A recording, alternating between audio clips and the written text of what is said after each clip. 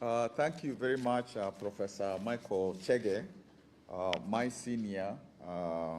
When I was a mono at the university as a teacher, he was my mentor, one of my mentors. I want to acknowledge the family of our President Mwai Kibaki, to acknowledge the leaders who are present here, and because the chairman of the party was able to recognize people. I will not go through name by name again, and to recognize all who have come to attend this important second lecture of a person in Kenya, on the continent, we hold very dearly. In terms of my brief presentation, when I was asked to say something about the Constitution, about the legal framework that President Kibaki used to underpin his development agenda, his leadership, I thought I would first of all begin something that also Professor Michael Chege briefly did, to begin by how did I experience President Mwai Kibaki's statecraft as I served with him and for him in several capacities. I was privileged to work with Mzee within the pro-democracy movement, beginning NAC with a C, National Alliance for Kenya, for National Alliance for Change, then NAC with a K, then NAC with RC, then PNU, and served also in the Office of the President as an assistant minister, and later as an advisor on constitutional, parliamentary, and youth affairs, and also as his cabinet minister in 2 dockets, that is lands and environment and natural resources. Indeed, I served in 2 ministries for 17 months simultaneously, so that I had a day shift and a night shift, until I asked him, had he forgotten that he was supposed to appoint somebody else. So that's a lot of time working with the president. And so what did I observe during that period? I think one, whether in ordinary social conversation, during the pro-democracy meetings and discussions, in planning sessions at the Office of the President, where Ambassador Mudaura was our leader, those of us who helped Mzee, in cabinet meetings, Kibaki focused on ideas, and this is something that, on issues, this is something that Professor Chege stated. Actually, he was not a man for casual talk. He was a man of ideas. He didn't like rudderless talk, unfocused talk. And even senior as he was, he listened to others, he absorbed their input, and he sought the heart of the matter. He had lesser focus, seeking what is the solution. And he was able to summarize a discussion and spot the emerging consensus. And I think some of why what he did was successful was listening to people and being able to say, this is the emerging consensus, so that therefore a decision could be owned, even or especially by his subordinates. Of course, he didn't suffer fools. And even though he was an individual of superior intellect, he also respected other intellects. So it was a pleasure to attend cabinet to attend cabinet because you knew that, whatever was your cabinet paper, your cabinet contributions, they would count. They would be listened to, and they would be input towards the decision. And even for, those of us who served, who are present here, that is something that they can attest to. He valued meritocracy, professionalism, and loyalty was counted after ability. And I think, therefore, the success that is attributed to him was that identification of merit, professionalism, and then deploying it for the work ahead and the necessary work. One of the things that has been said, again, which was responsible for Mzee's success, was he could confidently delegate so that when you got the job, you felt empowered and you knew your work meant something, not only to your boss and not only to the people that we served, but also to yourself, so that you at the end of the day, when you went to bed, you said you were part of building the country. And you had security of office as well as tenure, so that you didn't, perhaps think that the following day the job will disappear. And so in the stint that we worked with him, I can say I felt I was a real, because whatever it is that I brought to the table was useful, was used. And so even when I went to become a governor in Makueni, I thought that one could cascade that culture and modus operandi of statescraft. Perhaps sometimes Mzee could overtrust, and particularly when he was unwell for a while, there were, some of the people who perhaps could go beyond what, if he was completely well, they would have dared do. But there was always a mudaura to kind of correct some of such people. Again, Mzee was very, for him, fidelity to the rule of law and to institutions. That meant a lot to him, because whatever economic policies you have, if you do not underpin them, if you don't use the law as a foundation for them, if you don't use institutions as a foundation for them, then not much will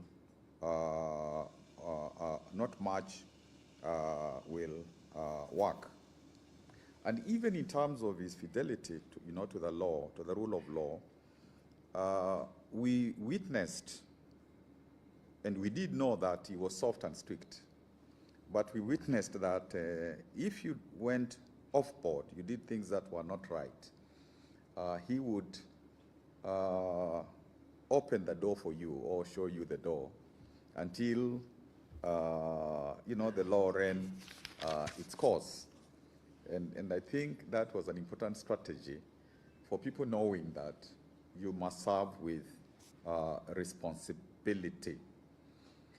I also noted that as we worked with him, that when there was any failure, he owned it. He did not throw his helpers under the bus.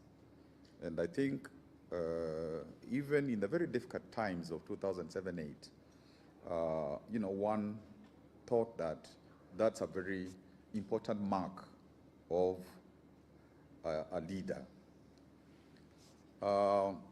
So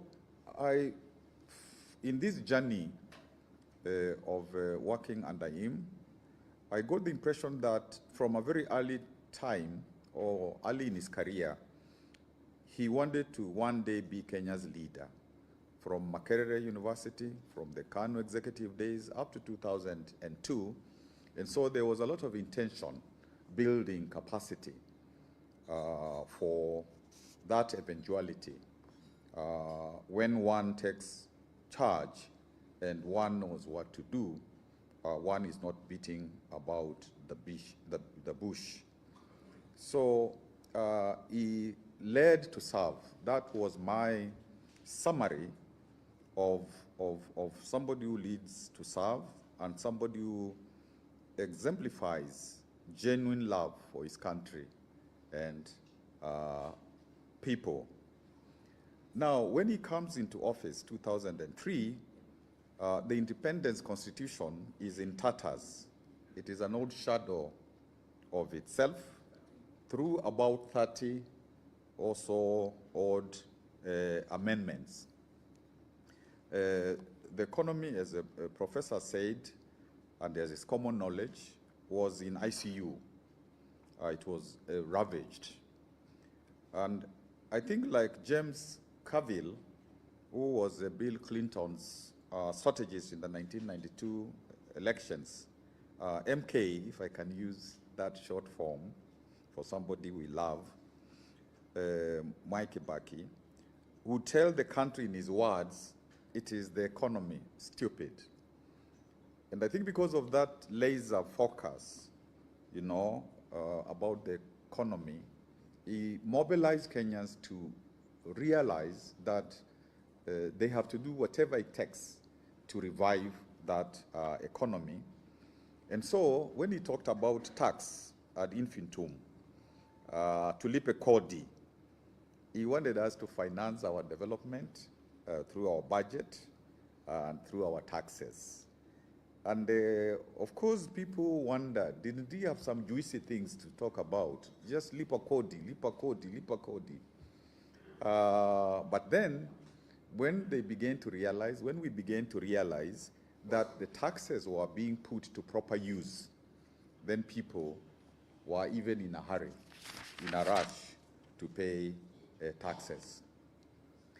I think observing Mzee, he always matched policy and law, because there is a tradition in some countries, in some periods, eras, epochs, to just pass law without, first of all, developing the policy which is broader and which is going to be crystallized into law.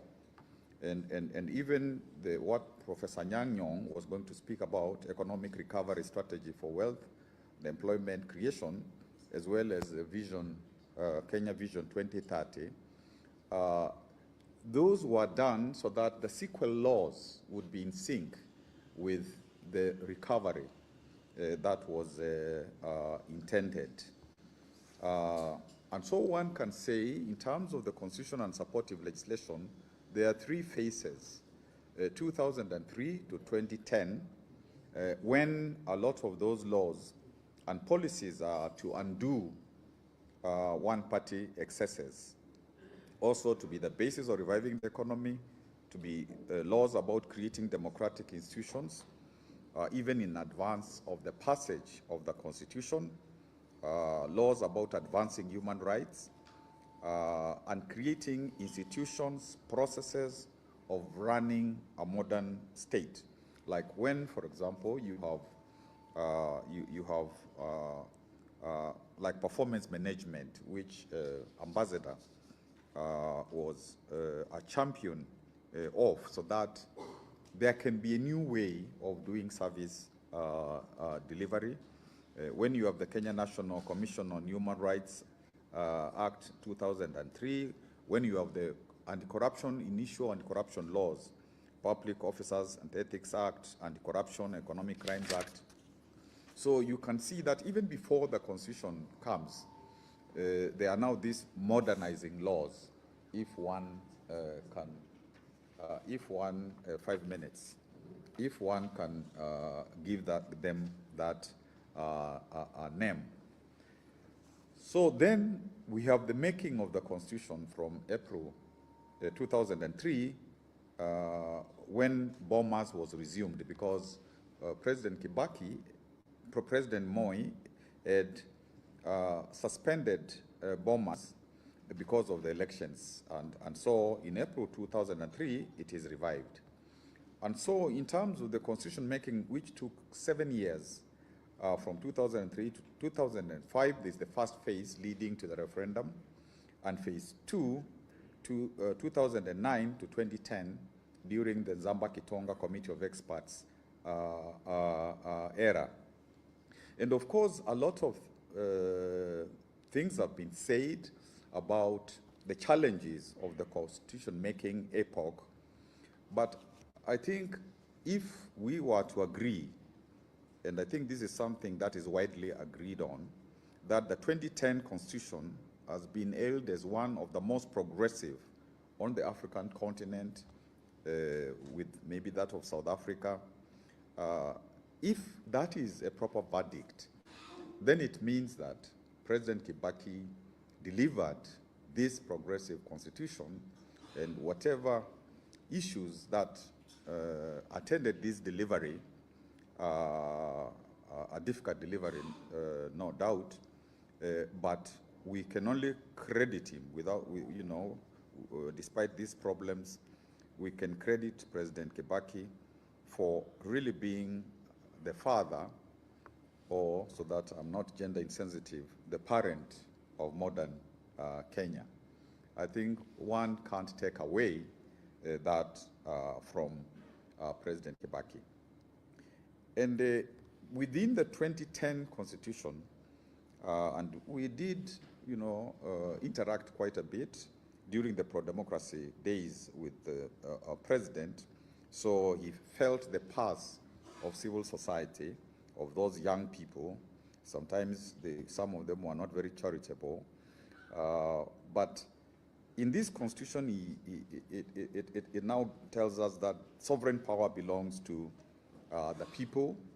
And Professor, you know, talked about the Bill of Rights, one of the most progressive, leadership and integrity, separation of powers, devolution, public finance, national security being brought within the purview of the Constitution, even the creation of a fourth arm of government, the constitutional commissions, the independent officers, even having an amendment procedure which makes sure that you cannot just amend the Constitution if you wake up and you want to do so. It is a fact that that document, and as again Professor said, it is a document that it tells you what you must do. So if you don't do it, it is intentional.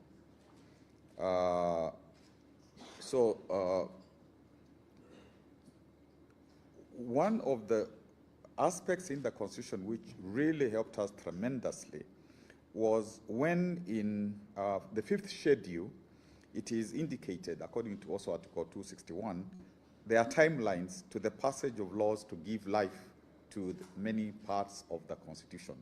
And that is why between a very, very short period, 2010 and 2013, you know, you have legislation about citizenship, about National Human Rights Equality Commission, legislation on land, ethics and corruption, new leadership, legislation. And so when you look at the 5th schedule, you can see the amount of work which was done, and the ambassador sitting here in his quietness was very instrumental. Of course, there was the Attorney General, and there was the Ministry of Justice and Constitutional Affairs, Martha, Kiraitu Martha, later Mutula, even later Wamalwa, and the Office of the President, the relevant ministries.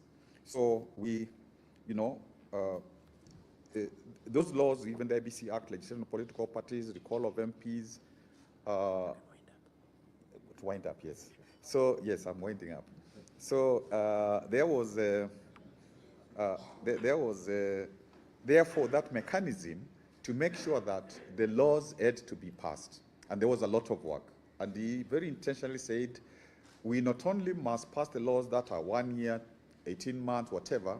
He said even the ones for 5 years, prepare for them. And that is why in the sequel administration, the administration of Uhuru Kenyatta, some of the laws that were passed were inherited from work that had been done. Therefore, to conclude, so that I don't get into trouble with my senior, maybe when we continue to look at our constitution, perhaps maybe after 2027, we may want to go back to what about the parliamentary system? What about proportional representation? What about strengthening devolution so that we don't have like 47 entities that pay more of the salaries than having provision for development. And strictly speaking, because of all this, that work was done under his leadership, stewardship, we have no deficit of laws. It is a deficit of culture and practice of implementation, so that we have a progressive constitution, and here and in many places in Africa, there is still the one-party ethos guiding the implementation of whatever happens, even when they are progressive constitution. So I thank you very much.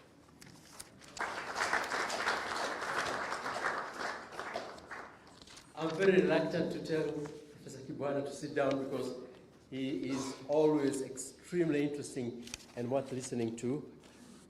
Professor Kibwana, your work in Makueni County is now subject of study, and I know some foreigners and local Kenyan young scholars want to know what sort of development went into Makueni and how you did it yourself. I would like to ask Professor Peter Kagwanja to come and tell us something about the Look East foreign policy under the Kibaki administration. Professor Kagwanja, actually he's the youngest of all these scholars you see here, but that's why he's the most active. And he was a graduate student when I knew him at the University of Illinois at Urbana-Champaign in the US, before coming to work in South Africa, then eventually to come to work for the government here, including the party, the Democratic Party. So Professor Kagwanja, and please don't exceed. Yeah, I'll keep time. You're a diplomat, I know you. Please. Excellency, Mheshimiwa Kalonzo Musyoka, our former Vice President, our former Deputy President, Mheshimiwa RIGATHI GACHAGUA, my friend, former Minister, my in-law, I must say that, my brother-in-law, Eugene Wamalwa, our patron, former Minister Munyao, our chairman, our distinguished friend and mentor in many ways, Mheshimiwa Francis Mudaura, and others. I think I was to start with a statement that kind of prefaces the whole of this meeting, which is that Kenya is a resilient nation. We are a resilient people. We shall surely rise like that proverbial phoenix from the ashes and rise again. Because one of us, as President Mwai Kibaki did, will rise up, be a man of integrity, be a man of Solomonic wisdom, be a man of untold patience, and guide us through the thick and bring us to the right. That man will always rise in this country. For centuries to come, Kenya will go through difficulties, but somehow God will always bring another Kibaki to look after us. I think that's the message of hope we want to share today, so that we should not give up, we should not get angry. It is going to be the cycles of our lives. I was not associated with President Mwai Kibaki as one of his cabinet ministers, as Professor Chega said. I didn't get there. What I did is that when he visited South Africa in 2004, his first state visit, I was one of the team that welcomed him with Ambassador Tabitha Sei and others. And we had a moment of talking. And somehow, when he came back, I was appointed to head the team that drafted Kenya's first ever foreign policy document, which now became our foreign policy accepted in 2014 by the cabinet, and which was revised this year. I also headed his team that established Kenya's foreign policy institute, and today called Academy, whose aim was to ensure that Kenyans understand that our foreign policy is firmly rooted in our national interests. Third, in 2007, I was asked to join his technical strategy team for his re-election campaign. Very challenging time for us who lived that time. 4, I headed his technical team in the negotiation for the 2010 Constitution, internal negotiations with the opposition that time, which was already in the government. And he appointed me as his executive director to head the referendum, both as a strategist and also as a manager of the campaign. And we did well, and he was happy with that. We got 70%, and we got a new constitution. And finally, I was asked to help advise on the transition from 2010 to 2013. A very difficult task for anybody, extremely difficult, because democracies have difficulties transiting or having peaceful transitions. But somehow, he managed to have one of the most peaceful transitions from himself to President Uhuru Kenyatta. And the country has continued from that stability. So I was privileged as a scholar to be in the back rooms and to give my intellectual feedbacks. I think when I first met Ambassador Muthaura in my first ever meeting with him, he told me, Professor, we know what we are doing. We meet every day and make decisions. So don't come here and tell us what to do. Tell us what we are doing wrong. A very difficult task, because how can you tell what is going wrong if you are not part of what's going on? So, but we made it, and it was a challenging time, but we made it. I remember at a certain stage, I worked very closely with Vice President Kalonzo Musyoka in many ways. And when he left for COD, I think I followed him at that time. Now, I want to zero my remarks very quickly on his foreign policy, and I won't go to the details of it. But I want to spell out the principles that guided Kibaki's foreign policy. First, Kibaki ideologically believed that we need a developmental state. Because he disagreed with the World Bank and the IMF that we need to have a lean, non-interventionist state. For Kibaki, the state is important in steering development and also pulling people out of poverty. So the state is important. And he, in that light, was identifying with the young tigers in Eastern Asia, which had already managed to pull themselves from poverty and to bring about development. And that was the main linchpin of his foreign policy, that our foreign policy is developmental, and everywhere it goes, it has to be developmental. Second, Kibaki created a foreign policy that was driven by knowledge.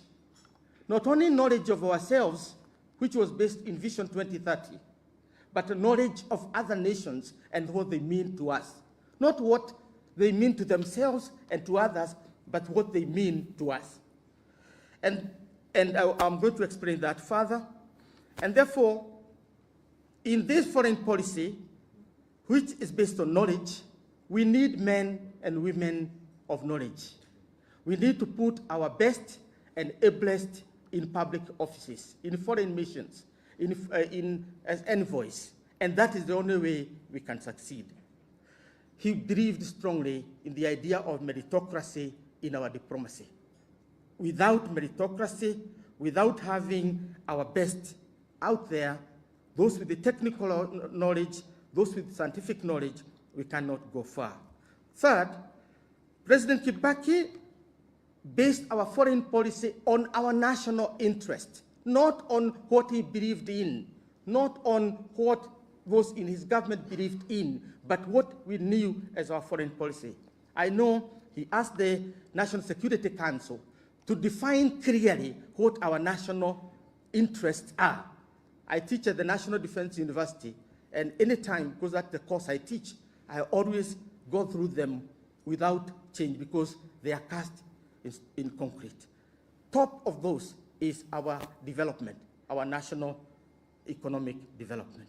The fourth and the final pillar is a foreign policy propelled by 1, Kenyan nationalism, 2, Pan-Africanism, and 3, principles of humanism internationally, that all human beings are created equal and endowed by their creator with certain inalienable rights and powers as well.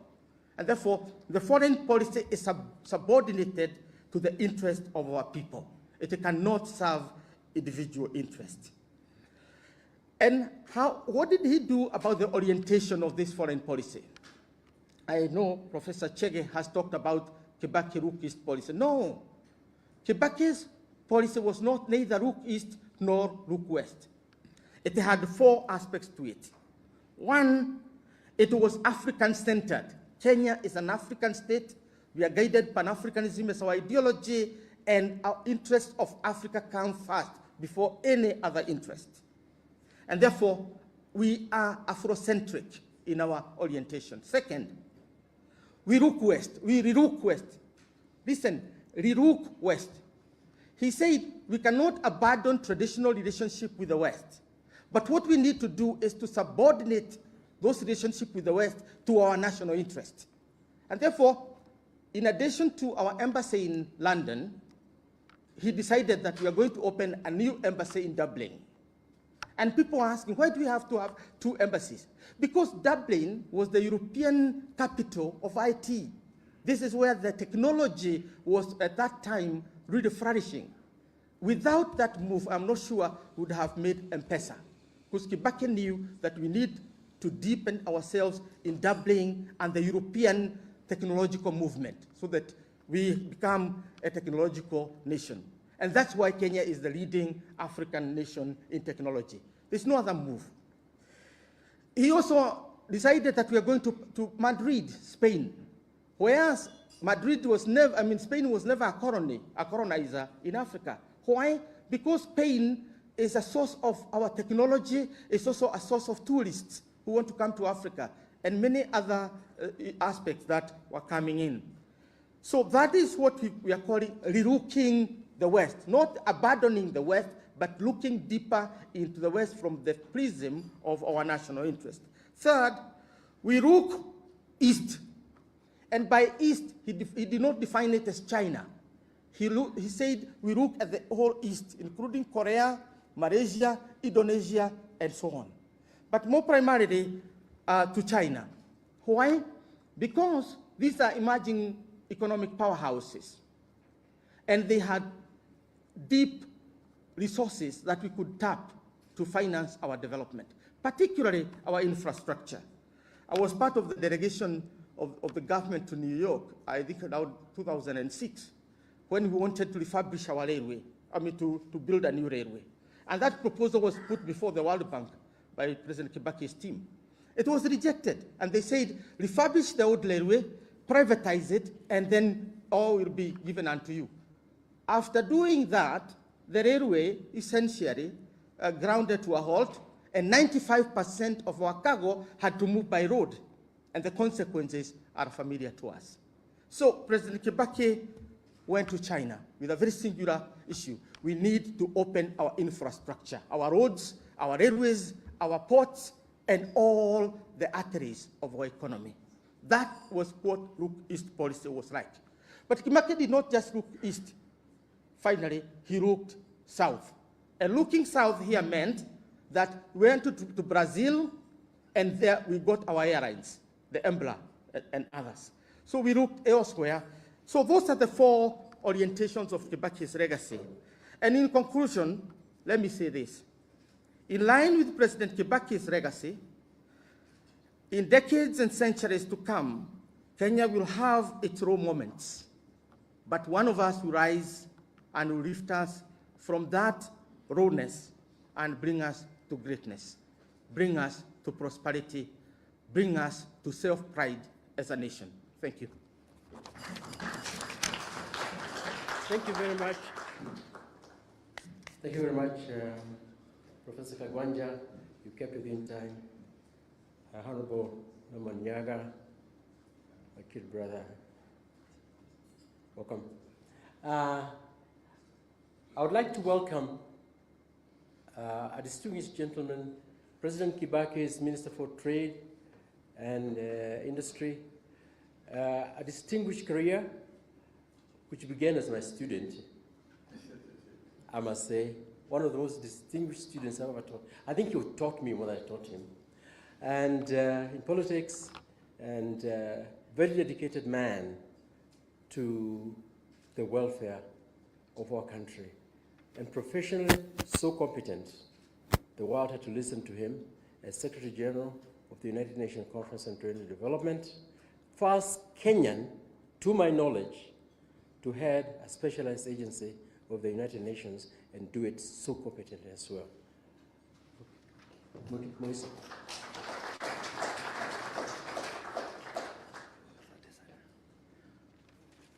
The family of the late President Mwai Kibaki, Your Excellencies, party leaders, you have all been recognized. The only ones who have not been recognized individually are our flavor of the month, Justine MUTURI.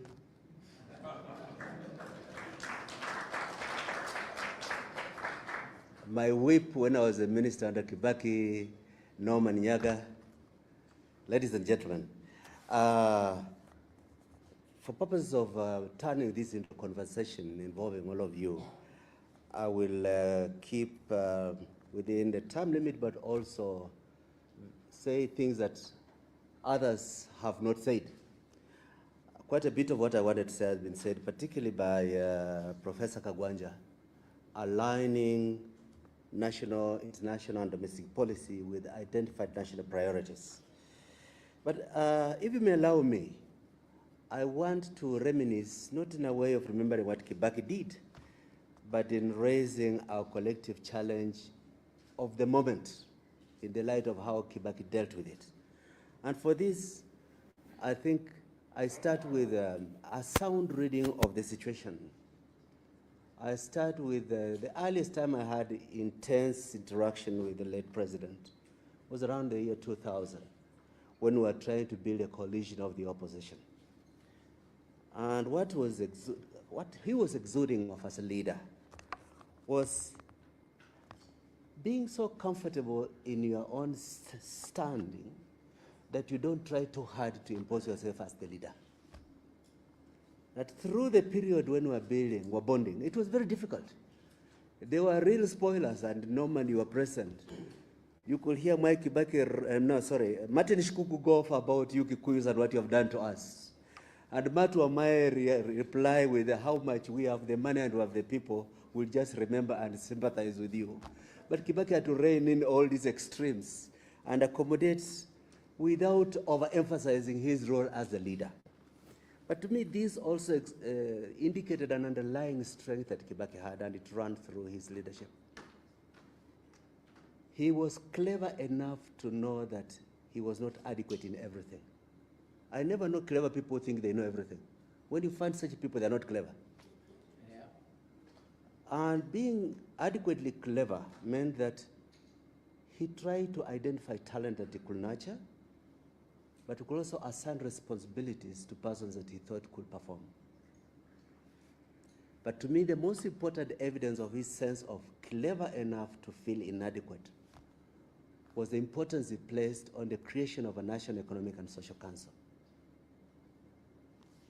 I think one of the most important features that really set up the beacons for the Kibaki presidency was to say, if you are sailing without a rudder, you can end up where you came from instead of the right destination.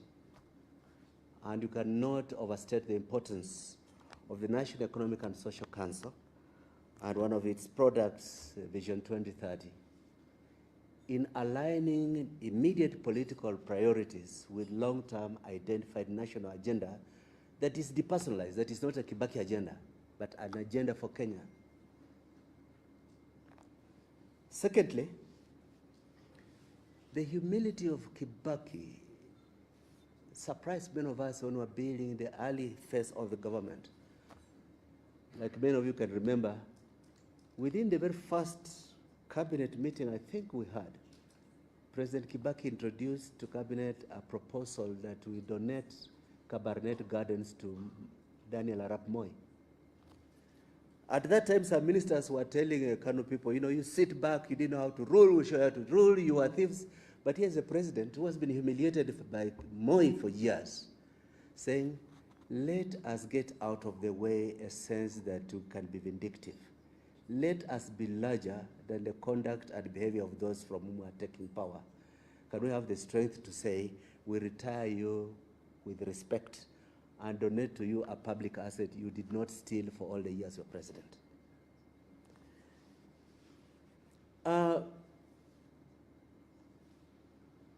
I want to finish off with the bit about humility, because recently I listened to something and I said, can you imagine President Mwai Kibaki saying, don't you know I am the president? You know, when you are not adequate in yourself that you are holding an office, you look for external assurances that you are actually the boss, that you're holding that office. But Kibaki was too big for that kind of pettiness. And every time I hear anybody say, don't you know I am what? I miss my Kibaki. Now, when Kibaki appointed me minister, there are 2-3 areas that were immediately challenging and important to us. With the Right Honorable Stephen Kalonzo Musyoka, we were members of Council of East African Community and were in the final phase of negotiating a customs union for East Africa, which we did around Christmas 2005. The challenges we had were the contrasting national interests of Tanzania and Kenya, and Tanzania and Uganda, and Kenya and Uganda. For example, Tanzanians consume much more wheat in chapati than anybody else in East Africa in per capita terms. And therefore, as a country without production of any significant quantities of wheat, Tanzania will always want the cheapest, the lowest duty on wheat because of the chapati interest. Now, Kenya has some wheat farmers, like Kipia and a few other places, not sufficient for our national interest, but requiring some protection from cheap wheat brought in under a low tariff on wheat products. And there we were, stuck in discussions with Tanzania. And we'll come back to Mwai Kibaki and he says, lazima tuonyeshe interest kwamba tunataka huu umoja wetu, it is important to us, but don't sacrifice Kenyan farmers for that umoja. Similarly, we had a challenge with Uganda. The state in Uganda was dominated by mercantilist capitalists, importers of low-cost merchandise from Eastern Asia and trying to quickly turn a profit. But Kenya had a manufacturing base for some of the things Ugandan merchants were importing. So while Kenya wanted to protect capital goods and protect finished products which can be made in Kenya from being liberalized, Uganda wanted as low a tariff as possible on imports of goods which would be sold around. But you know, as we walked this tight road of keeping friends, but also defining what is in the national interest, Kibaki was giving us 2 directions. We must belong together and only make concessions if we can now create domestic policy to become competitive and defeat the threat that comes with those concessions. If we're liberalizing wheat, what shall we do not to kill the wheat production in Kenya? If we want to be friends with Uganda, how can we not sacrifice the people who are making some significant products that are otherwise being imported cheaply by the traders who want to lower tariffs on those finished goods? I say this because aligning actual national production interest with treaty building was a feature of leadership that has disappeared in our politics. Today is like we put saliva on the finger and we check where the direction of the wind is. Today I want that to be my friend, whether it is Kosovo or it is the rapid deployment of forces. You say, how does this align with the national interest? There was no such conversation. But there's also something that I want to say that has not been properly mentioned. Mwai Kibaki believed in cabinet government. The president had ideas of what he wanted done, but he was ready to modify or even suspend those ideas on the basis of discussion within the cabinet. I was impressed at how, in some of the areas he knew better than most of us, but he had the humility as a leader to give every person a chance. And then when we're coming towards the end, he says, is there anybody who's opposing that position? For those of us who have not been in another cabinet, we're outraged when we hear about persons who use cabinet as a rubber stamp of personal decisions, because it never worked under Kibaki. And that way it gave us a strength to prosecute what the president was declaring in public, because we owned it as part of collective government. I had the privilege to be part of a delegation of Mwai Kibaki on a state visit to Thailand. And at the state dinner, I asked the Prime Minister Thaksin Shinawatra, who had been one of the most successful leaders in the Eastern Asian financial crisis at the turn of the century, what he had done for Thailand to recover from the financial crisis so rapidly compared to others. And when Shinawatra said, what we did is to believe that if a tree is wilting, you don't pour water to the leaves, you pour at the stem, that you start building from the bottom, the most effective bottom-up thinking. And it struck me so much, as so similar to what Mwai Kibaki had done in Kenya. In the first few months of becoming president, he brought through cabinet an urgent resolution that we buy back KCC, the Kenya Creameries, which had been taken off by Mwai and his son and a few others. And we got it back, and it immediately had an impact on the resuscitation of the dairy industry in this country. So walking the talk, believing that you align your international engagements with domestic responsibilities, and when you identify inadequacies, you deal with them. And importantly, reducing government borrowing in the domestic money markets to make credit affordable by entrepreneurs were key drivers to turning around a country which had problems similar to what we have today, but leadership was very different. Thank you for your attention. Thank you very much, Dr. Kitui. Always grateful to hear from you. Honorable Gathoni Mochomba, MP for Githunguri, welcome. I would like to find out whether we could get that video clip from Professor Peter Anyang' Nyong'o. The import here, ladies and gentlemen, is to show you how a country in macroeconomic distress, in serious distress, makes a quick recovery with an impact on its ordinary citizens. And the people at the center of it was a gentleman we have here, the present governor of Kisumu, and a dear friend of mine, Professor Peter Anyang' Nyong'o. He did this video clip just for this purpose for us, because he was unable to be with us. But he's so devoted to the work he did with President Kibaki, turning the economy around, that he felt it was necessary to send us this message. Professor Nyong'o. The governor of Kisumu, and I've been governor for Kisumu and now my secretary. Good morning. Mike, thank you for asking me to give a brief on what we did with the communication person employment creation in 2002. You know, the National Rainbow Coalition government has just come into power after a long period of fight for reforms, both for democracy as well as economic and social development in our country. So we decided to have a series of discourses with people before we could put anything in paper regarding our development program. component which is very important for the one we call at leisure coach, the coast, with that cross-section of people, private sector, unions, development partners, government officials, investors. It's a very robust meeting where they said, okay, look, here we are, we are all Kenyans, we're all interested in the future of this country. We are in the government, we have a reform project, a reform program, the 80s. We would like first to deal with poverty in this country, and secondly, to open a democratic space for our people. Doing the two things together sometimes is difficult, but I think with the working relationship among all of us, we can do it. We are a peer spirit, or we can do it. Nobody else is going to do it for us. Contributions were made, and people agreed on one thing, that we must have a project for creating wealth and fighting poverty.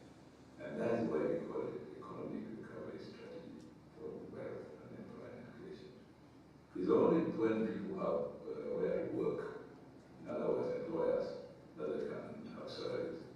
So wealth creation and employment and poverty reduction go together really, as it were. It was at that meeting too that the private sector allowance was born. I remember having lunch with my friend,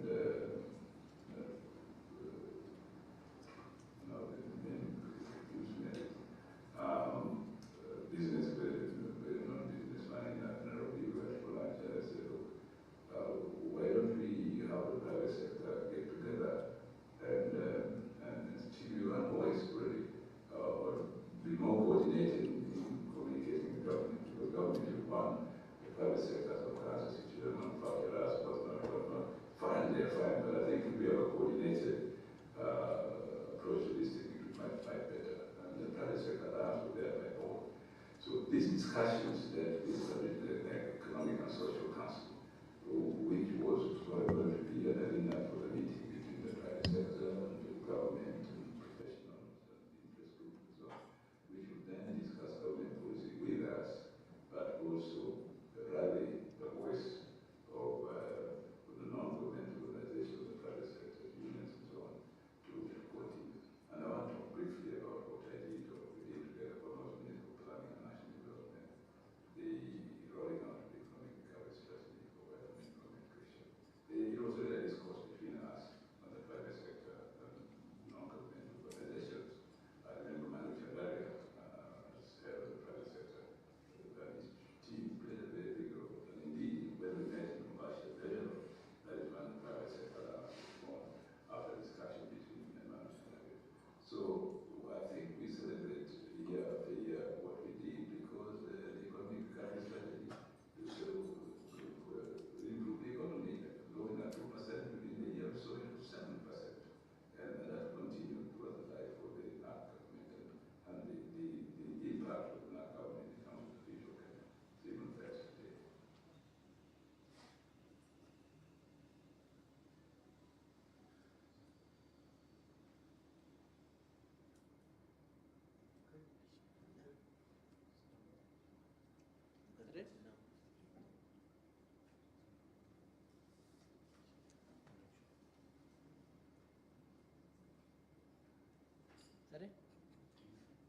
Well, I should add,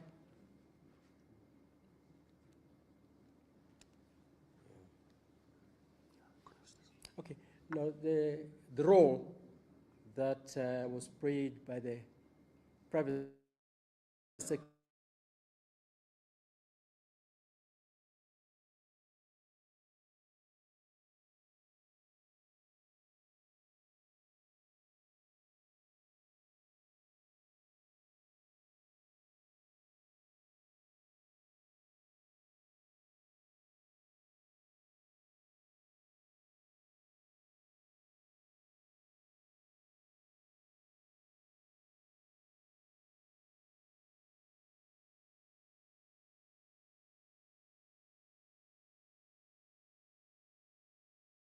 and his own genius, he decreed the central bank lower the cash reserve ratio, the amount of cash for security in the banking system that the central bank, our banks were flush with cash. They didn't know what to do, so they came to you, the citizens, something Kenyans have not seen for a long time, and gave the citizens the privilege and the power to change their own destiny. Good policy, good thinking. Because this is our second lecture series, I'd like to recognize the role Ambassador Muthaura played. He was the speaker last year, but unfortunately he had a tragedy at home. He couldn't be with us. And I want to recognize Ambassador Muthaura for the critical role he played in those days in coordinating the experts, the academics, and us. Actually, without him, very little could have done, because he is capable of working on 10 fronts at the same time, calmly and excitedly. And that helped our country. People may not recognize this, but we owe him as a country a lot. Thank you, Ambassador Muthaura, for what you did.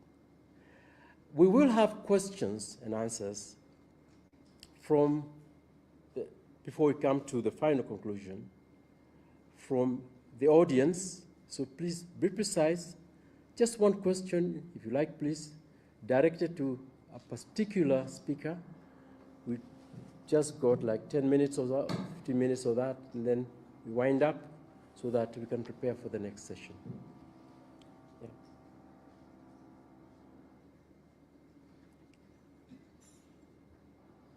Professor Naitula, is he here? Is he here? We got a message, you wanted to ask a question, it's not here. Okay, fine. We'll try to limit the question three for every panelist. Yeah. So we can go. Yeah. If you just raise a question and raise your hand if you, and a comment. And if you say the government did well in the Kibaki years, that would be good too. Yes, and please tell us who you are, your institutional affiliation. Thank you very much. My name is Saroni Jesse. I'm a student leader and part of a member of a Democratic Party. And I think I joined the Democratic Party because, as a very young individual, because of the excitement that I saw among my elders of the promises that Kibaki was going to deliver. And when I got of age, I chose Democratic Party to join. I chose to join Democratic Party because of the belief that Kibaki had on the potential of our country. My question will go to Professor Kibwana, and it will be about the political challenges that we are facing as a country. If it were Kibaki, if Kibaki was the head of the country, what are some of the things that he would have done to be able to make every individual in Kenya to feel involved and to feel that to feel respected and to be able to calm the situation? Thank you very much. Okay, you can have 2 or 3, and then I'll give the panel. So please note, Professor Kibwana. Yes, up here.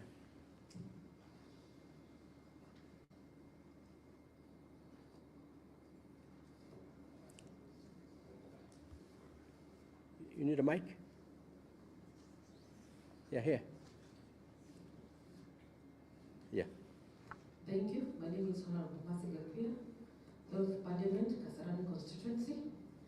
My question is to Professor Kisa Doctor. What would it take Mwai Kibaki, if he was there, on how was he doing it to sack or to fire cabinet minister? What was the process or the procedure? Okay, thank you, Mheshimiwa. Yeah, one more question on this side. Yeah. Yeah, the gentleman. Yeah. My name is James Murigo. I'd like to talk to Kibwana. At the time we were working on the constitution, it was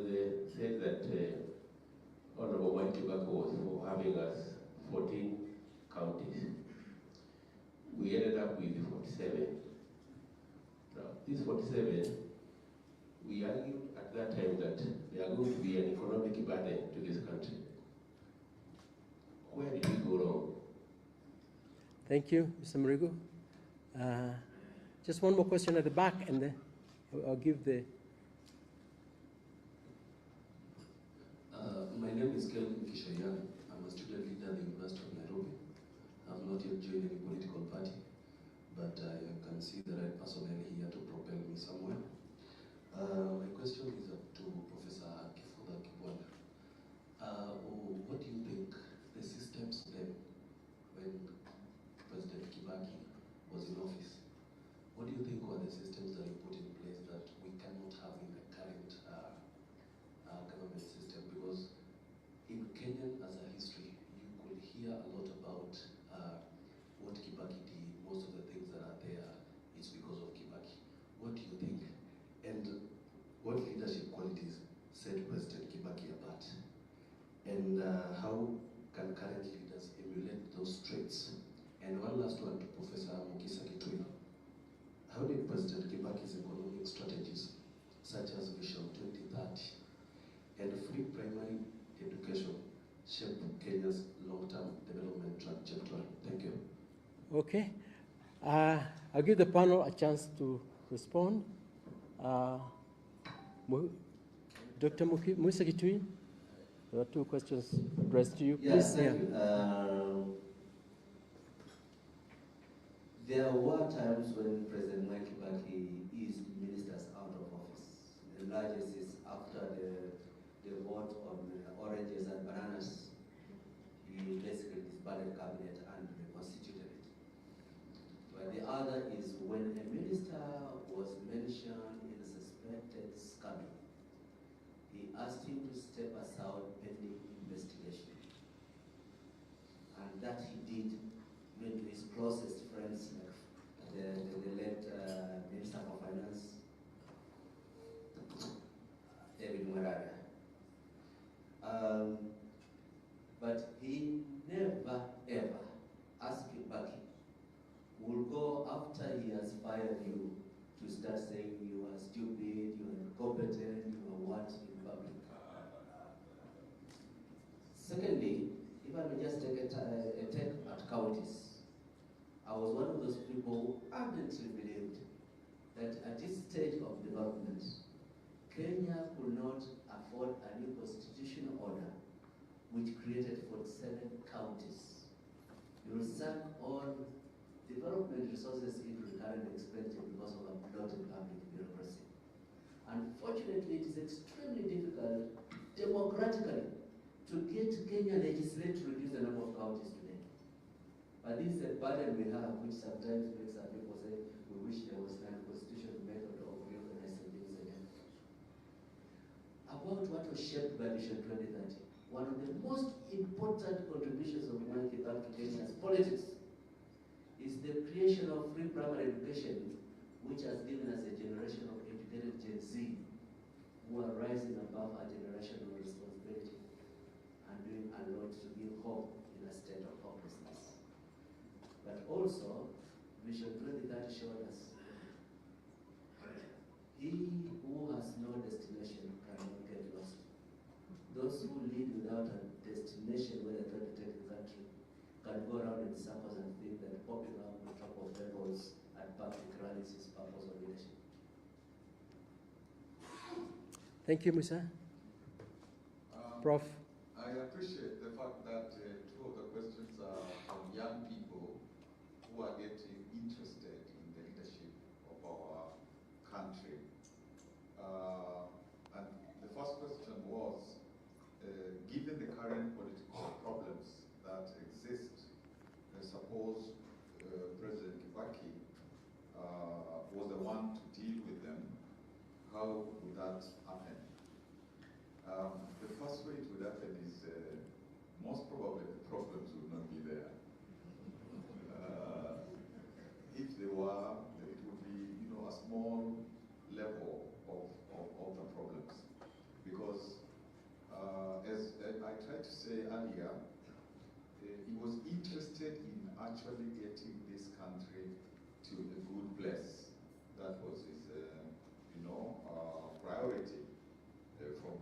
begin his political academic career and political career.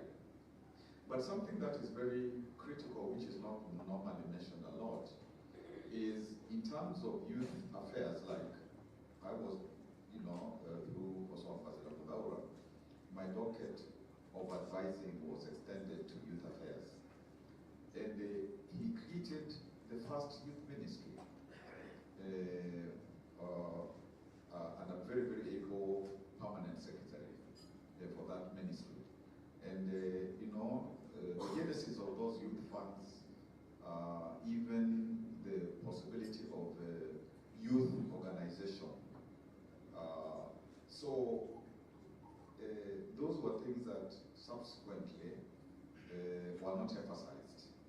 And as a result, if we were even to go back to the legislation, the programs that President Kibaki had initiated regarding the youth, the youth would be included, not excluded, not by standards. And I think even from the experience of, particularly towards 2010, making the Constitution, he more or less sent everybody who was in government to go and talk to the people about the benefits of this Constitution so that there's no confusion. And that was some of the most critical, in my view, public participation that was done to midwife the Constitution. And therefore, that idea of you need a conversation with your people so that they can ease whatever decisions must be taken. I think that was also foundational. So I think there are many lessons to be learned there. And the question about his leadership qualities, what would happen today if, again, it's similar. He was to, we were to use his thinking, to use his method to get us out of problems. We described, like in the initial stage, I described some of what we thought, and even Mukisa, Professor Kagwanja, Professor Chege, what he put on the table, what he offered, what he wanted to mentor people to emulate, people to have space to learn how to be leaders, so that you didn't feel frightened that you could do wrong. Even if you say things that were not correct, there would be, he would talk to you privately, and that became a good thing. I think one of the as I conclude, one of the issues that is a problem in our country is this idea of not building on what has been laid before. Because when you prioritize building on a foundation, like when we got the Constitution, when we got what President Kibaki did, the more you build on that through President Uhuru Kenyatta currently, then you are successful.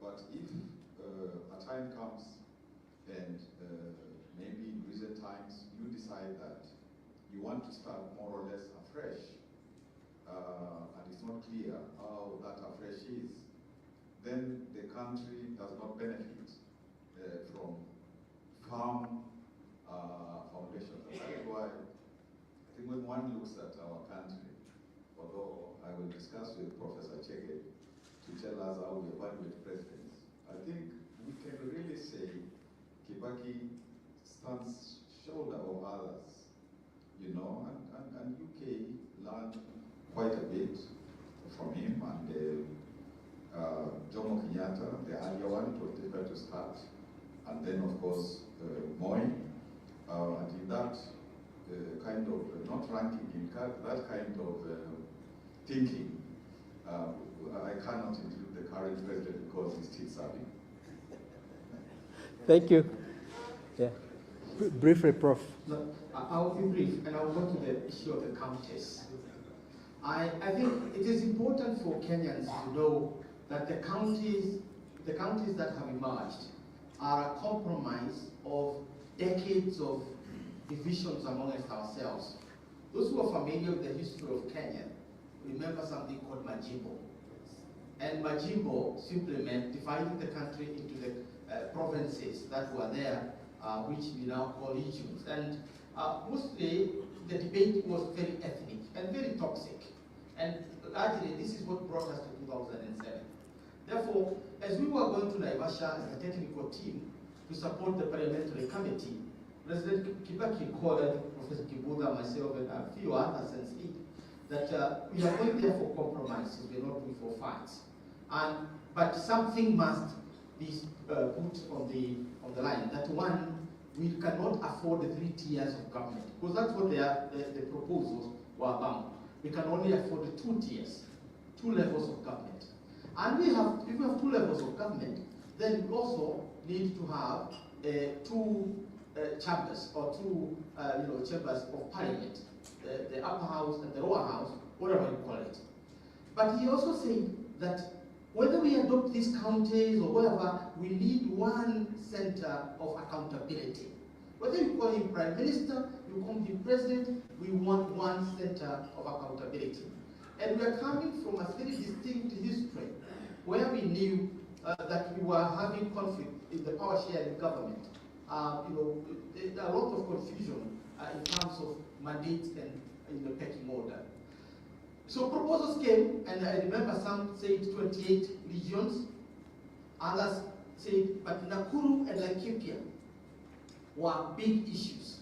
And finally, we decided to agree on what the British had left behind, which were the districts, we turned them into counties, and then we recognized Nairobi. That was the most innovative part. Nairobi as a county, and recognized Sabatia, Sabatia and Makueni, and a few others that had been upgraded, I think, by 1974 as additional county, 1992 as county. So Makueni, Mwenge would have wanted to be a county by itself, because it's large enough and could have been one. But in Meru, Tharaka-Nithi had been. So the point is, understand the counties were a product of very bitter and contested history. And with their coming, they did something to us. They ended the rankles around Majimbo and the ethnicization of our politics that went around Majimbo. But in terms of development, the counties were not supposed to be receiving money. So there is a problem that's going on along here. They were supposed to be the one taking money upwards, because they have the resources. They have the land, they have the house and everything. So they want to be the basis of our economic development. I hope in the future we'll be able to flip the point and the counties become the foundation of our development, rather than what we're now seeing happening. Okay, yeah. Using resources to improve on our economy. Thank you. Let me bring this session to an end by thanking my panel and Professor Nyong'o, but say the following. As far as leadership is concerned, and this is winding up, ladies and gentlemen, leadership is very important, but also equally important, the ideas and the intellectual depth that comes with those ideas. The world could do with a Mwai Kibaki. Kenya could do with a Mwai Kibaki. Last night, for the first time, we got the news that US Treasury bills are being dislodged into the market at a discount for the first time ever in the last 80 years. US 10-year Treasury bills had a yield of 4.9% 2 days ago and going up. It's come down somewhere, and this is the reason why Trump backed up a little bit on these tariffs. This affects us, ladies and gentlemen. We are borrowers in the international money market, and that route is now forever closed for us. What do we do? As it is today, both the United States and Russia can decide, regardless of international law, that Russia is entitled to Crimea, which was occupied in 2014, perhaps half, perhaps all of Ukraine, and who knows what else. And that one country is talking about taking over Greenland. It's not a joke. And Canada is a 51st state, and they have the power to do it. I ask African countries, if this is the way things are going to go at the political level, what is going to stop some God knows who from moving into our territory and saying, well, I love this place, it's mine. Look at what is happening in the South China Sea on boundaries, and you realize we're in a very testy situation. I miss the logic and advice of Mwai Kibaki in moments like this. He would have looked at the trend in the international financial markets, which Trump did not anticipate, whose roots we don't even know exactly what it could be China and other countries divesting from TBs, but they only hold 30% of the stuff, so we don't know what's going on. But to look at these difficult issues with sincere depth and honesty, and it is not going to be easy in the system in which we have now. I'm happy that the family of the President Mwai Kibaki has enabled us to come and celebrate this morning with him. He belonged to you in the first place, but he belonged to the world.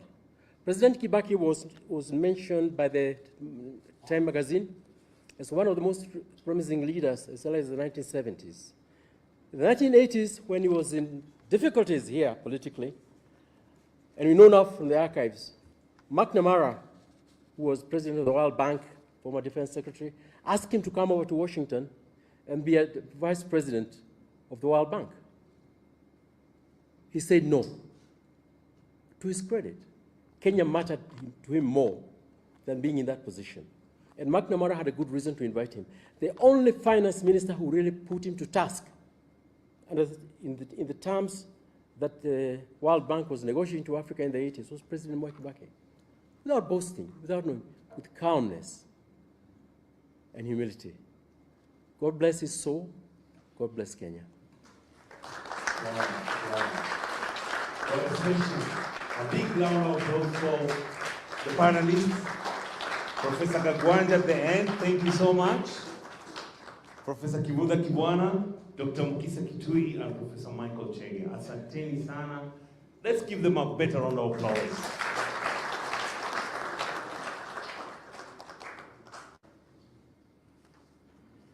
Asanteni sana. Now we move to the third session for this program today. And first I want to recognize, thank you, the panelists. I think you're recognizing our guests as they walk in, and that made my work a little bit easier. But just to repeat, we recognize the presence of Honorable Justice Muturi, Honorable Norman Nyaga, Honorable Jane Kihara. Tafadhali tuwapigie makofi. Honorable Gathoni wa Moshomba, Ambassador Ephraim Ngari, Dr. S.K.R. Ndegwa, Mr. Kivunga Karithi, Mr. James Mweregu, Mr. Shah, a big supporter of DP, Mr. James Kamonye. We have John Ngumi, family of Monene Cairo, Mr. Madenge Wanderi. We have Honorable Kate Waruguru. I come from Laikipia, so I have to. We also recognize the presence of University of Nairobi students here and the student leaders, Mangu High School students, and all of you, of course, present today. Makofi jamani. It's 17 minutes past noon, and we want to stick to our program. And I'm kindly requesting Dr. Jacob Haji to come and lead us in the next session. And here, Jacob, I think, will do justice as we celebrate a special leader, an intellect, an incredible expertise in finance, and that is the legacy we're celebrating today. Thank you, Juma. Thank you. Ladies and gentlemen, our program will change a little bit because our Vice President, the person who works with our Mzee, a second command that time, he want to leave us, and I want to give him this opportunity to come and to talk to us, and then since he has worked with him for that 5 years, And let us give him round of applause. We say hi to us. Thank you so much. Well, the family of late President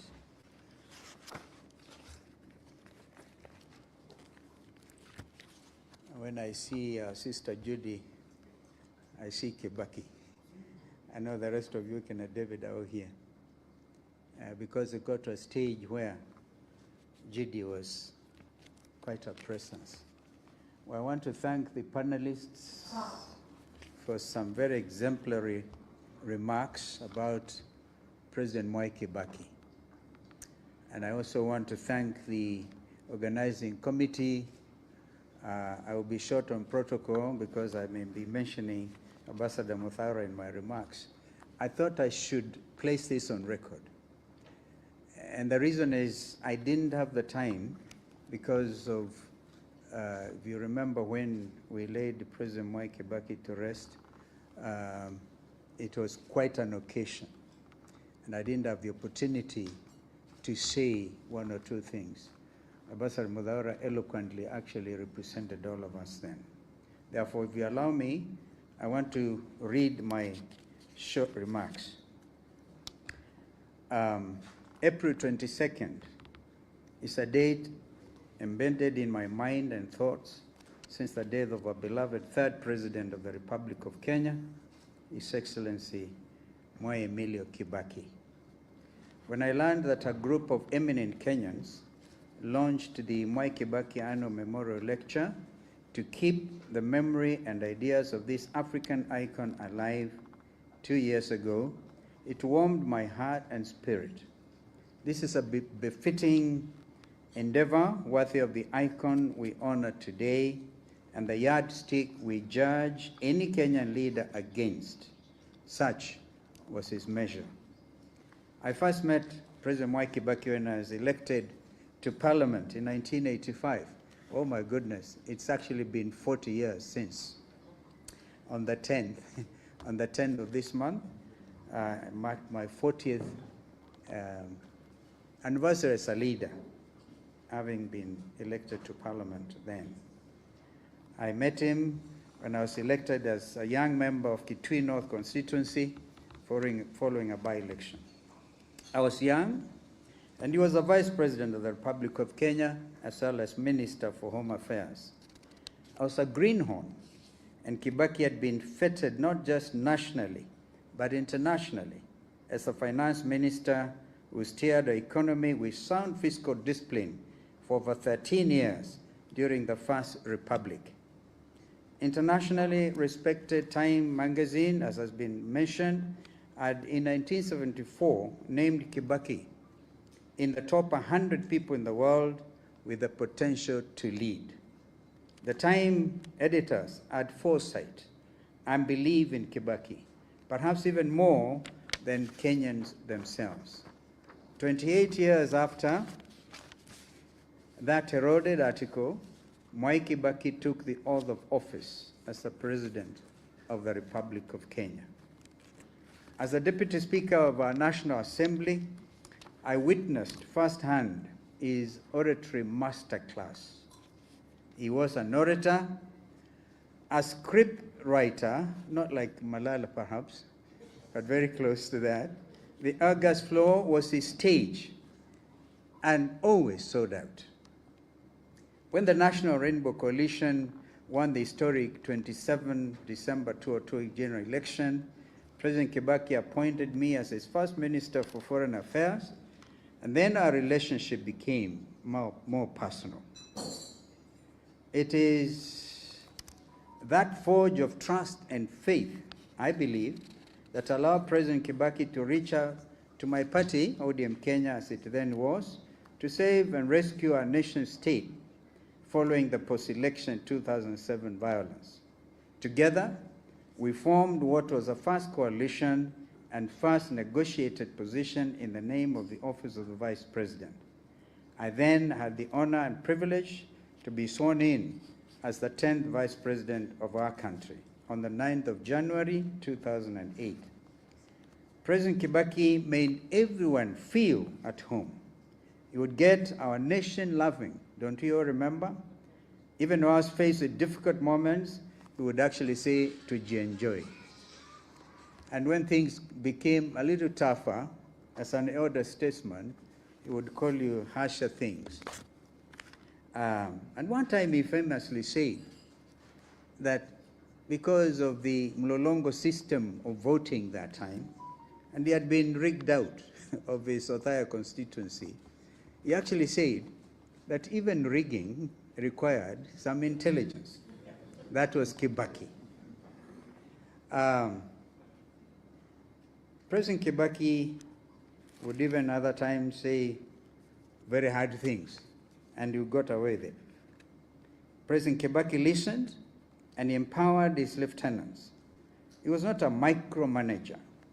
He reduced taxation across the board and did away with unnecessary and prohibitive laws.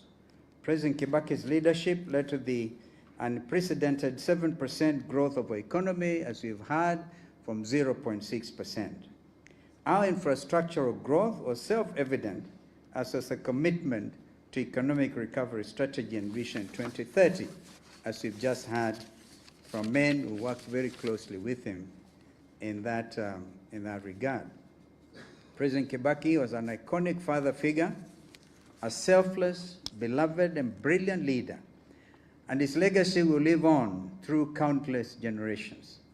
It was my greatest honor and singular privilege. Remarkably, that was him. And you remember he had, he's the first person to say, you will not have a national currency having anybody's head printed on it. And he lived to actually see that happen. One of his least eroded qualities was his ability to restore our constitutional ambition, that we have heard from Professor Kivutha Kibwana, was his advisor in that space, come out very clearly on the steps that were undertaken. Less than 5 years from the costly defeat by the people of the Wako constitutional draft at the November 2005 referendum, President Kibaki promulgated the 2010 Constitution of Kenya on the 27th August 2010. Actually, after that referendum, I found myself missing from the newly constituted cabinet. I was not the only one. Raila Odinga was also missing.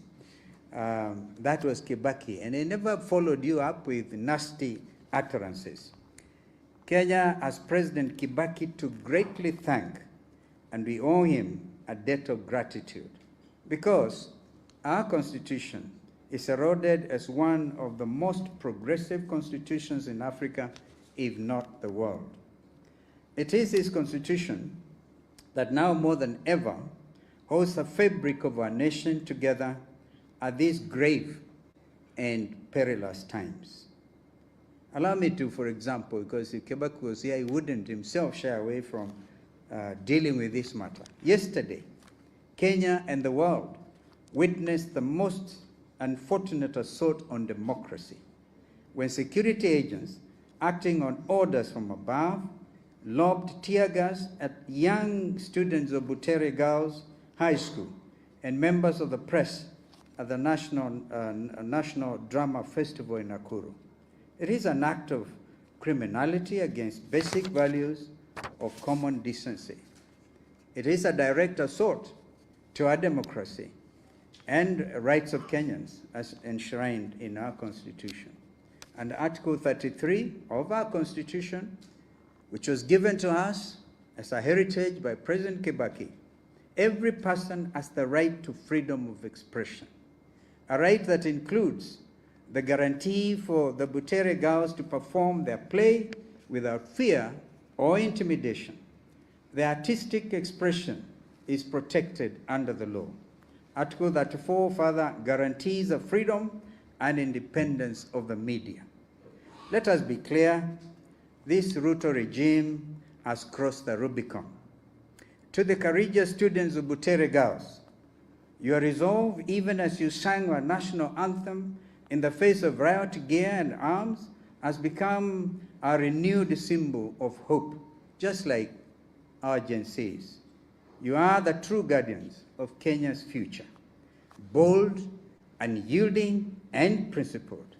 Let it be known today, as we honor President Kibaki, who promulgated our sacred document 15 years ago on August 27, 2010, that we will continue to defend the Constitution. We will protect all Kenyans' freedoms and rights, and we will not be silenced, not today, not now, not ever. We say this in honor of His Excellency, President Mwai Kibaki. I thank you.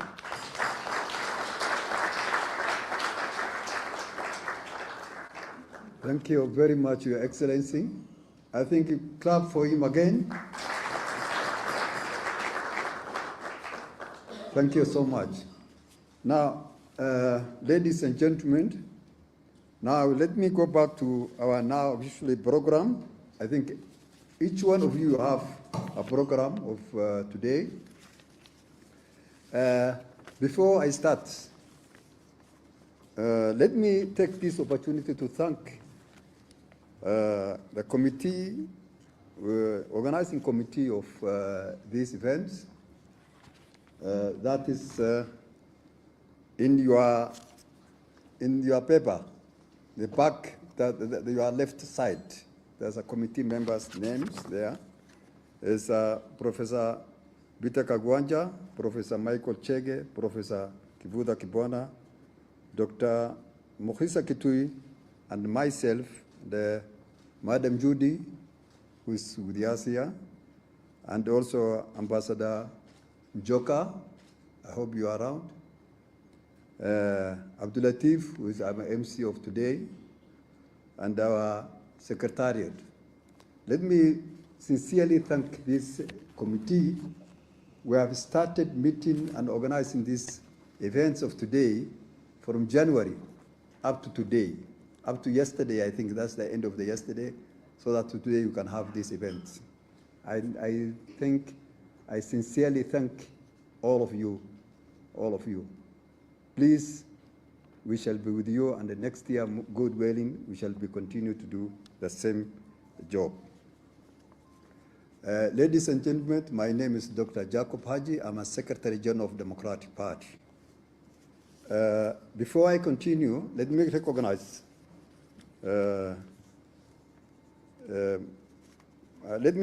former NIS Director Michael Gachagua. Please wave your sign and just tell them. Thank you. And let me recognize also leadership of the Democratic Party. NEC members, can you please stand and wave your sign?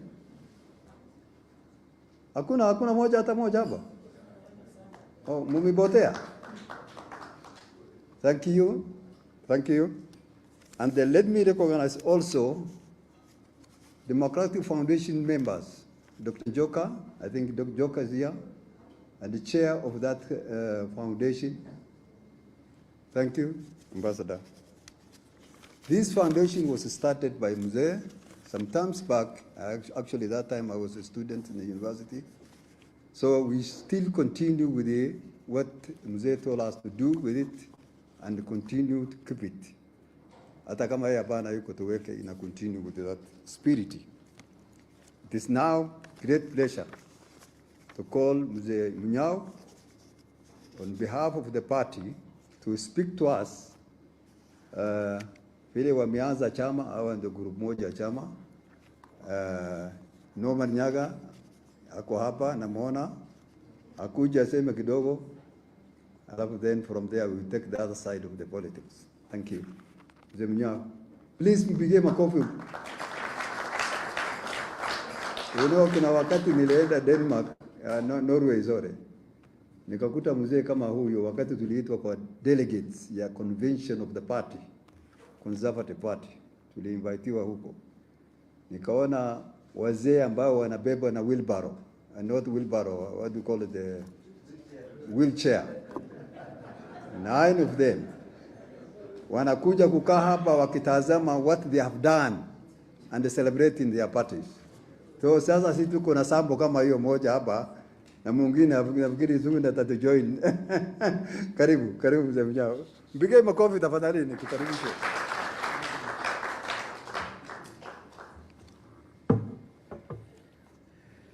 Thank you, Dr. Haji, Secretary General of the Democratic Party of Kenya, and all of you ladies and gentlemen. Hamujambo. The day is good, the year is good, we should go here. I will not take long, I'll take a short while. But I will first rehearse something which was said by Professor Kagwanja. Has he gone out? So when you were talking, you talked about Vision 2030. It really shocked me because if I ever took over from the time Kibaki left us, I would have walked out. Because it means that I have been there doing nothing. Because if Kibaki planned for Kenya up to 2030, we have not even finished. We are still continuing with his programs and his vision.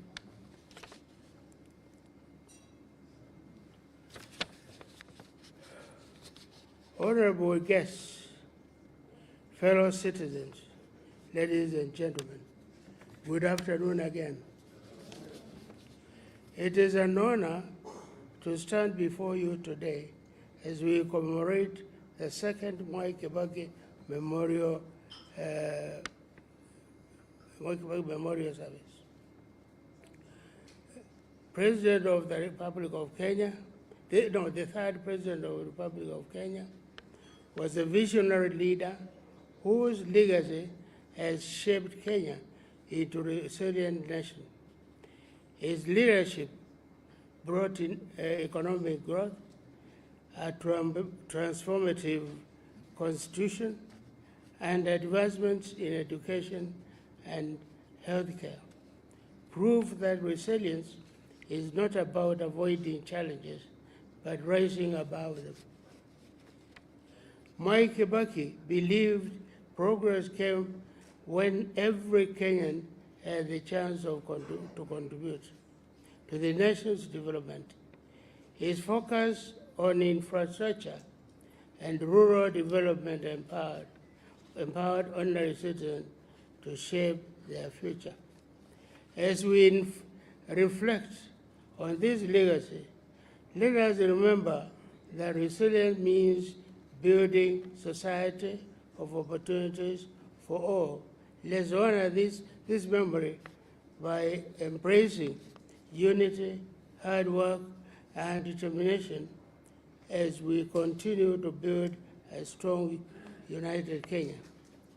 Thank you, and may President Kibaki legacy continue to inspire us all.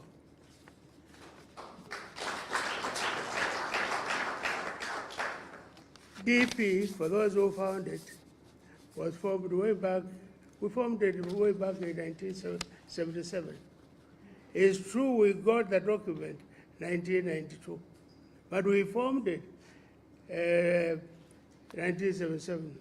And in Parliament, when we are there, we used to walk out, those who knew what we are doing, to walk out and go somewhere behind in Parliament, near an office which was Norman Nyaga's, because he was controlling us, Parliament, and then talk in there.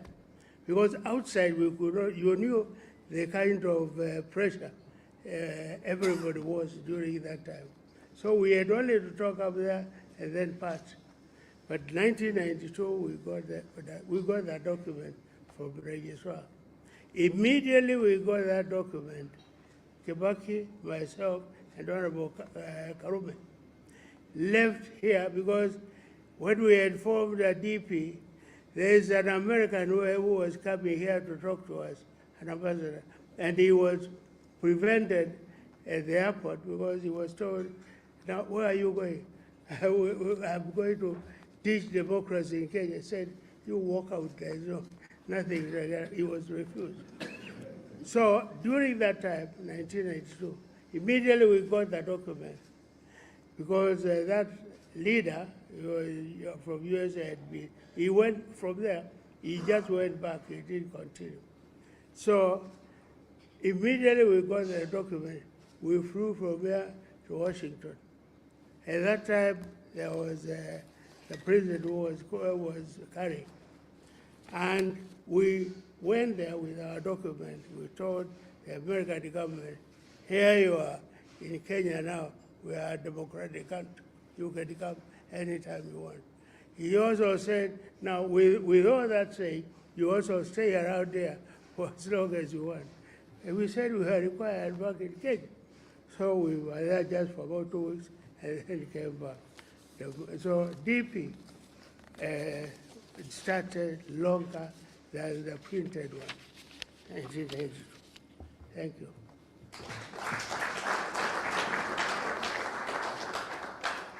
Asante sana. Tafadhali nimkumbushe makofi kidogo.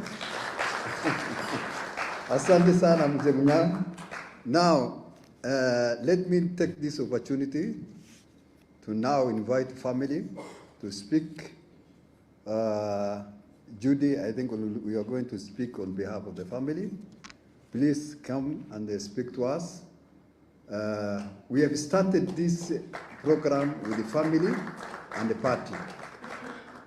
Karibu, Judy. Thank you. My coffee, please.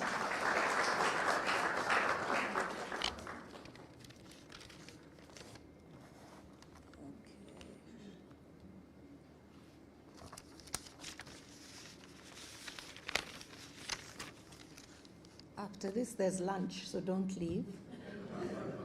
Okay. So I don't have much I want to say. I just want to welcome you all and to say to the Democratic Party leadership, thank you for organizing this event.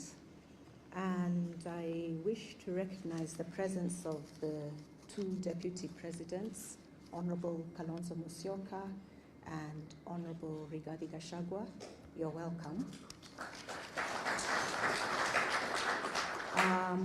It's significant that you're here, Deputy President, because, as you know, our late dad was a vice president for 10 years, President Mwai's vice president. So your presence here is recognition of his standing in history.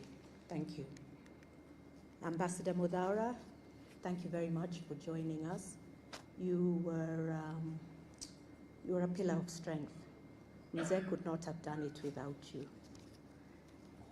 And who else? Honorable Justine Muturi, karibu sana. I know you served, you were a member of parliament during Mzee's tenure, and we recognize your presence. Karibu sana. And I don't want to forget anybody. I'm told politicians are very sensitive. So let me say, distinguished guests, ladies and gentlemen, we are greatly honored by your presence here today. It has been a great pleasure to host you and to also receive your warmth as we remember our father, the third President of the Republic of Kenya. From the presentations made today and the vibrant discussions, it is clear that we all know that Kenya has the human resource and goodwill to grow to even greater heights of prosperity. As we leave here, let us hold that thought and continuously strive to be a part of the development process in whatever small or big way we can manage. It is our collective efforts that matter. On behalf of my family, I thank you and the following for all that they have done to make this event memorable: the organizing committee, Professor Michael Shege, Professor Kibutha Kibwana, Dr. Mukisa Kitui, Professor Peter Kagwanja. We thank you all very much from the deepest depths of our hearts, and please stay on for lunch. And we also look forward to seeing you again in next year's memorial lecture. God bless you all.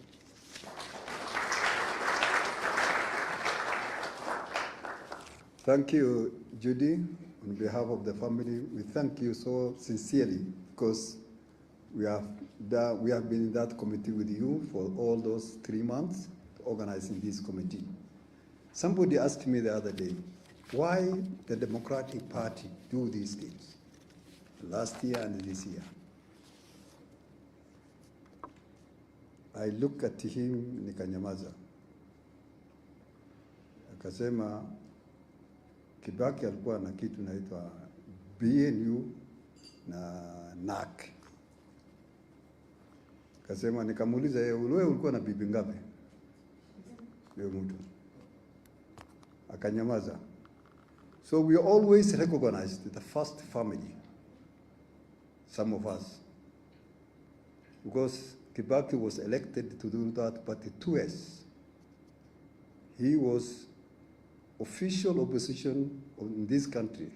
We have never had from the Democratic Party official opposition. Hii ingine wakiingia tu kidogo namna wamenyakuliwa wameingia kwa serikali. So this country we have never had official opposition since 1997 up to 2001. Therefore, we are continue to remember that is our leader. He's the one who formed this party. So we shall continue with the family to remember him for all this. And there is something Mzee Munyao forgot it. One day, Mzee summoned us. Alimwambia huyu atulete. Mimi na Rosemary huyo na Matela. I wonder why Mzee calling us. And it was almost the last term, the last year of the first term. And it was on Saturday, 8 o'clock. Mzee Munyao was a minister for livestock. He told me, mkuja kabisa kwa ofisi yangu saa 2. We met him there. And then we went with him up to State House. We met Mzee. Yeye na the State House controller. This tall man, what is his name? Murade. That person.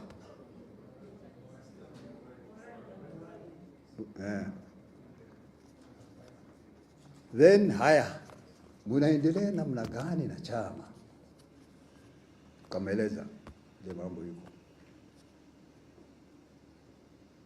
Tuliongea mambo ya kumaliza, akasema sikizeni sasa. Sisi tuko kwa serikali huko. Na nyinyi mko huko mnafanya kazi nyingine. Kwa hivyo hiyo chama mchunge. Usiharibu hiyo chama, inaweza kutokea kiongozi mwingine kuongoza hii nchi nzuri.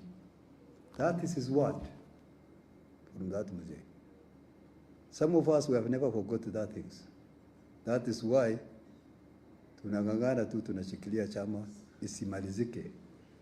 At least when some of us were around and we know that words, what we have been told that Mzee, we say hiyo kitu isiushe. And I want to appeal leadership of Nyeri. I think most of you senior people, politicians, mko hapa. Please, I plead to you. That constituency of Othaya, na hata ikiwezekana 2 MCAs, iwe ichaguliwe na mtu kutoka Democratic Party. So that continues. So that continues of remembering that Mzee. Even if some of us were not there, we shall continue to be there. Sasa kama mahali yeye umetoka mwenyewe, nyinyi mnaweka watu wengine, chama si inakuwa namna gani? Nani atakumbuka hii Mzee jamani? Tafadhali, I plead to you, mwangalie huko. Now, mimi namaliza. I want to call a son of Nyeri from that Nyeri, a senior person, to take over now from here to introduce this team which is come with. Also, atuambie njia gani tutaelekea na mambo gani inaendelea. the people's deputy president, Rigathi Gachagua. Please, makofi. Tupatie kofi.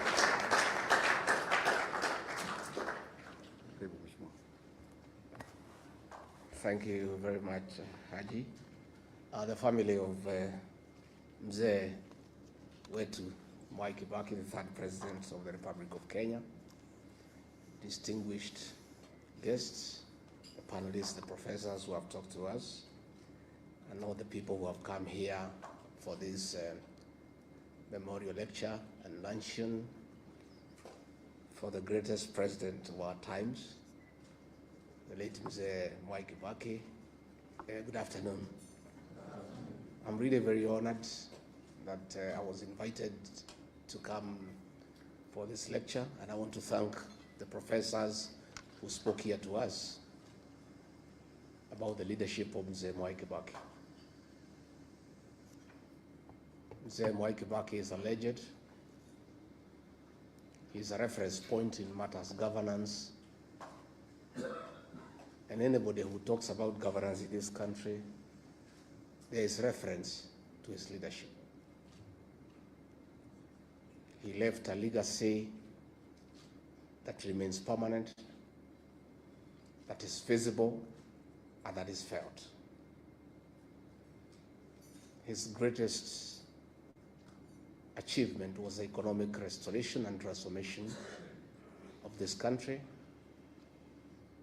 And because I'm somebody who listens to the ordinary people, they tell me, don't tell us about economic growth, don't tell us about economic survey, don't tell us the economy has improved from this percentage to this percentage. We want to feel the growth the way we felt it when Kibaki was president. Because there was money in circulation, there was infrastructural development that is feasible, and people say they don't want to be told theories. They want to feel economic growth the way they felt it when Mwai Kibaki was president between the year 2002 and 2013. I want to really acknowledge the culture of hard work that the late president inculcated in all of us, asking people to work hard. I remember when he was sworn in as president and he made his first visit to Ubaya, and those of us from Nyeri were very excited to welcome our son home, and we were lining up everywhere waiting for him. And when he reached Karatina, where I was, he didn't come out of the vehicle. And he lowered the window by a few inches, and then called the PC, akamuuliza, bwana PC, nini naendelea hapa? Hii watu yote, it was around 11. Nani nachuna majani chai? Nani yuko kwa shamba ya kahawa? Hapana, hapana, hapana, tutaharibu. Tukiendelea namna hii tutaharibu. He put the window up and drove to Udaya. Nobody ever came again to meet Mwai Kibaki. Watu walienda kwa mashamba. And that is how this country was transformed. The culture of hard work. I want to say that many people today who are solid in this country, I included, we made our money during the time of Mwai Kibaki. Because government documents were respected. If you had an LPO issued to you from government, you could walk into a bank and get 50% as LPO financing. Because you do the work and you would get paid. Today, if you go to an LPO, to a bank, nobody will talk to you. He really dignified government contracts by making sure that contracts were only given when money was available and there was budgetary support. These great men pushed taxation And we want today, as we remember him in a very fond manner, to say there's nothing wrong with the taxation. And Kenyans cannot be accused of refusing to pay taxes, because Mwai Kibaki did it. Lipa kodi, ujitegemee, and people paid taxes, and they didn't complain because they saw a corresponding development and services. Kenyans don't have a problem with paying taxes, but Kenyans have a big problem in paying taxes that they cannot see what the money is doing. So we want to ask our brothers now in government to know that Kenyans are not complaining about overtaxation because they don't want to pay tax.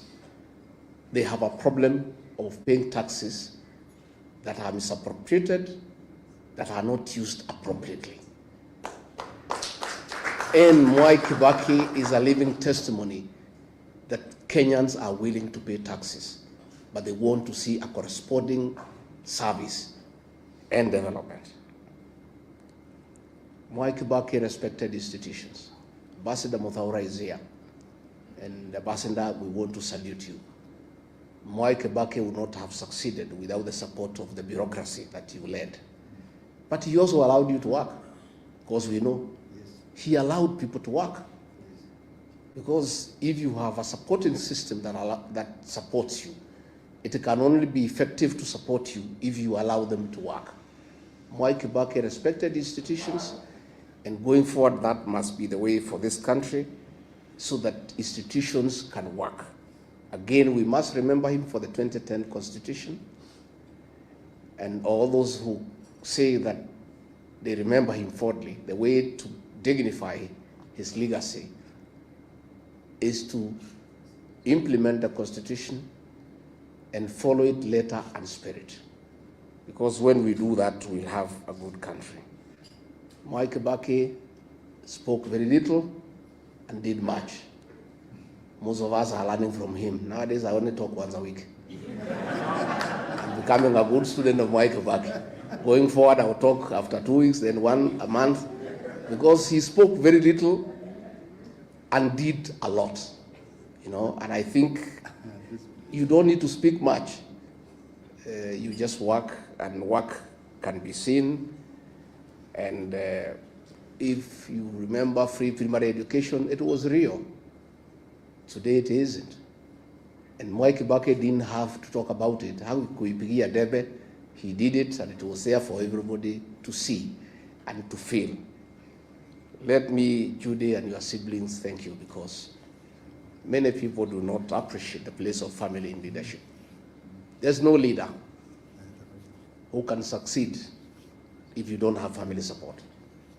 The fact that Mwai Kibaki was a very successful leader in this country speaks volume of the support that the family gave him. And therefore, as we celebrate him, we want to honor the family for standing behind your father, supporting him at home, and allowing him to dedicate his life to the service of this great republic.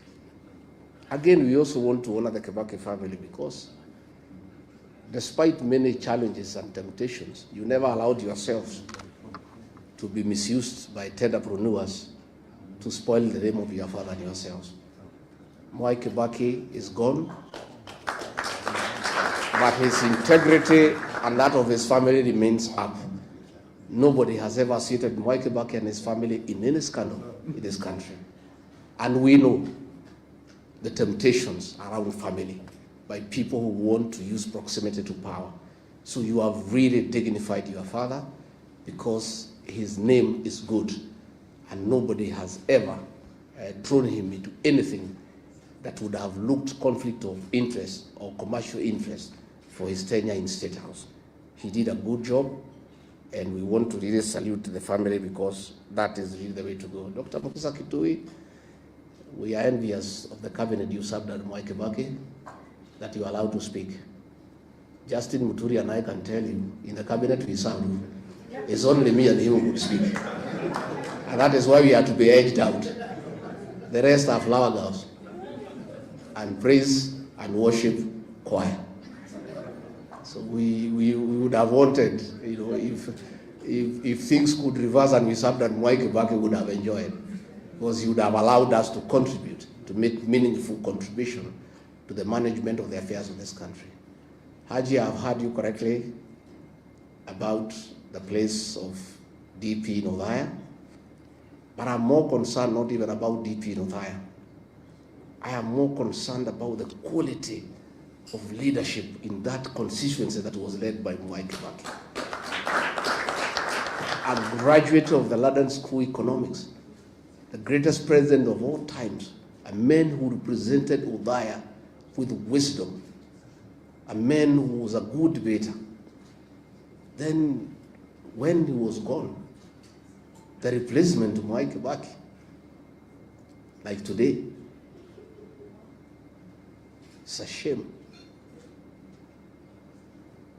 Member of Parliament who never speaks in Parliament at all, who hasn't made any contribution on the floor of the House.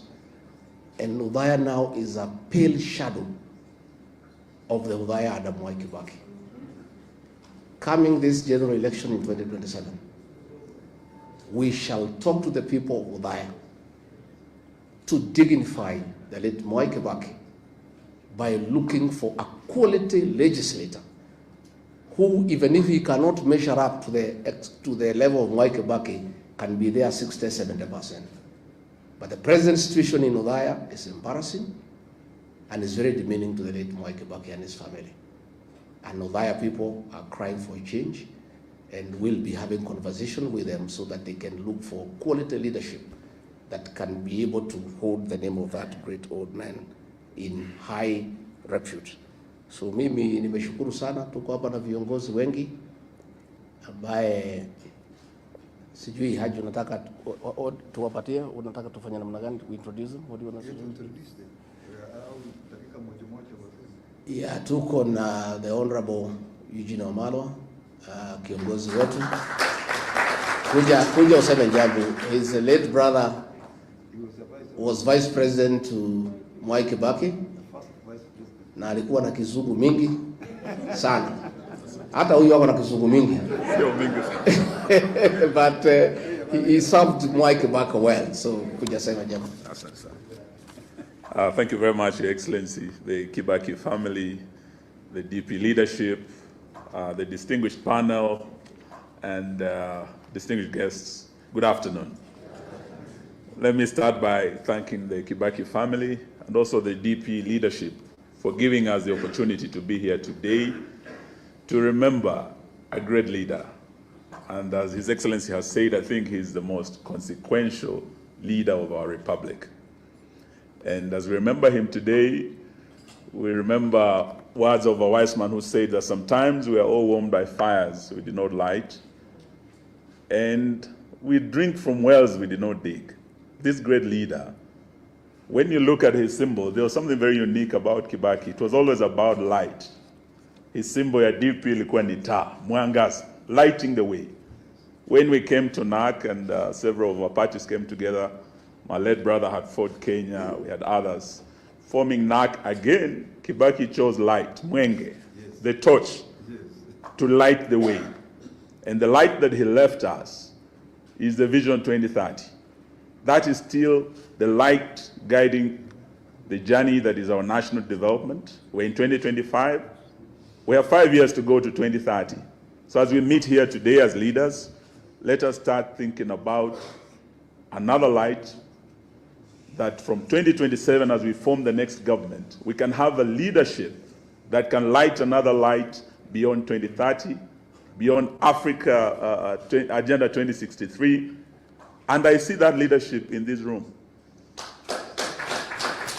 I see the next government in this room. I thank the organizers for choosing this historic venue. Mwai Kibaki once met here with his friend Wamalwa Kijana and his other friend Charity Ngilu. The late Kihika Kimani asked, ni nini wanaume wawili wanafanya na mwanamke mmoja kwa hoteli?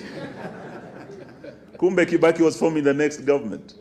So those of you who are here, Kibaki's friends, let us look at this as a 202 moment. Let us drink from this well of inspiration, and let us be inspired to save our country, Because apart from Vision 2030, the greatest legacy left us was the Constitution. He appointed me as Minister for Justice. And I remember when I invited him to address the judiciary, they were bidding him farewell. I told him, Mr. President, I don't know what historians will write about you. What would be your greatest legacy? They would have a hard time because they would wonder whether free primary education was your greatest legacy. They would wonder whether the phenomenal infrastructure development was your greatest legacy. But I told him, Your Excellency, I think your greatest legacy will be the Constitution 2010. All we need to do as a country is to remain and to protect that Constitution and to implement it fully and faithfully. It's being violated time and again. It was violated last year on the 25th of June when young people, the Gen Z, were slaughtered, demanding for accountability, good governance, and an end to corruption. Yesterday, I was in Nakuru as a lawyer acting for Butere Girls. We are not talking about the Gen Z. This is the Gen Alpha. Kids, children, being tear-gassed, being injured, being denied one of the most fundamental freedoms in that Constitution, freedom of expression. A child should be allowed to express themselves freely, not as a favor from the state, but it is a constitutional protection of our children, nationally and internationally. So as we remember Mwai Kibaki, let us remember to remain and to uphold fidelity to our Constitution and to get in place the right leadership in 2027. Thank you and God bless you. I think Ambassador Muthaura, please come and say something. We look upon you in public service. You are such a mentor. Thank you very much. Yeah. Thank you very much. I really wish to congratulate very much all those who have organized this event. Sometimes in Kenya, we forget our leaders. And what we are doing now is to make sure that we don't forget our leaders. Through appreciation, we become visionary so that we are able to do more and value our contributions to the country. I want to say that the professors who spoke to us about Kibaki, I think they spoke very well, but I think they forgot a few things which would have even made their presentations very strong. And this is education. I think Kibaki made a great impact in this country on education, not just primary. You know, because the party came with the free primary. But soon after that, Kibaki introduced free day secondary so that to expand, the middle, the middle education. So that really expanded education in this country. It did not stop there. He also introduced Tibet technical education so that every county, and to have a technical institute to empower people. More than that, he expanded the university education from 6 public universities to 22. And soon after, the number went even up to, I think, 33, 34. So for me, the impact that Kibaki has had on education is really what is transforming this country. There's no doubt. Sometimes we get a bit worried about the youth in the country, but the youth has been empowered. So we have a responsibility as leaders to make sure that we act ahead of the youth by expanding the economy.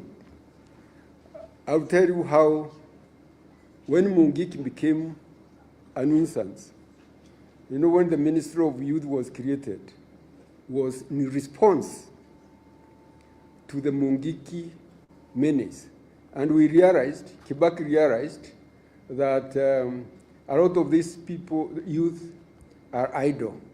What we do to make sure that they have opportunities for employment.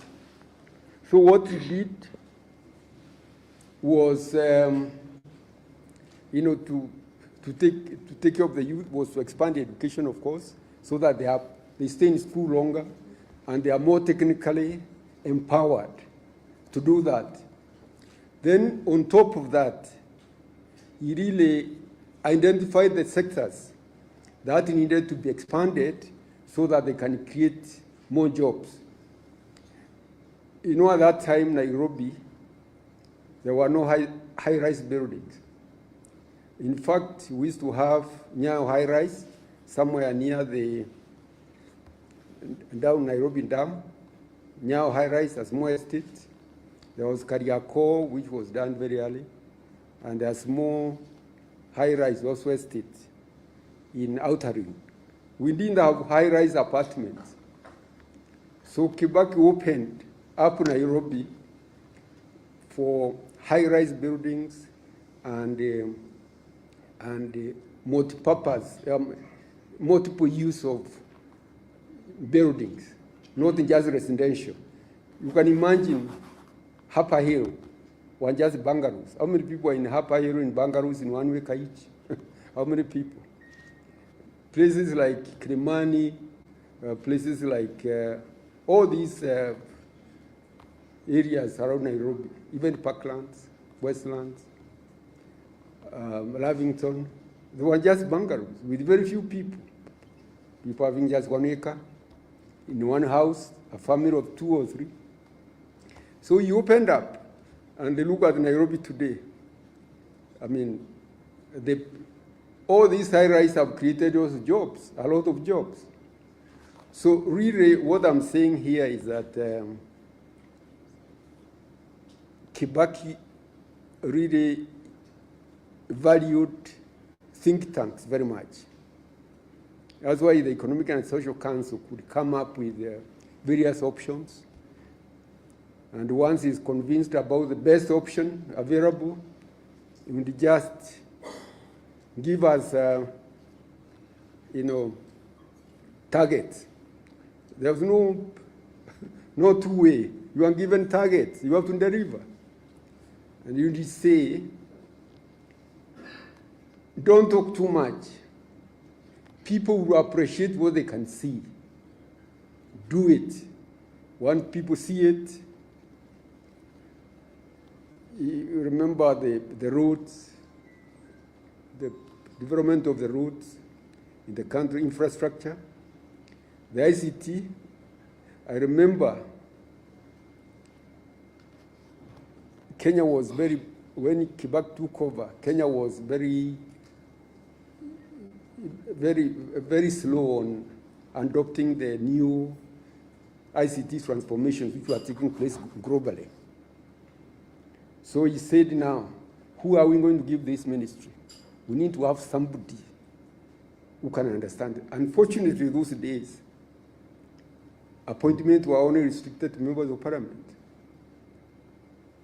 So we got one of the members of parliament, Kagwe, who had been in information, who had been, I think, a director in the Ministry of Information. He could understand more about information technology.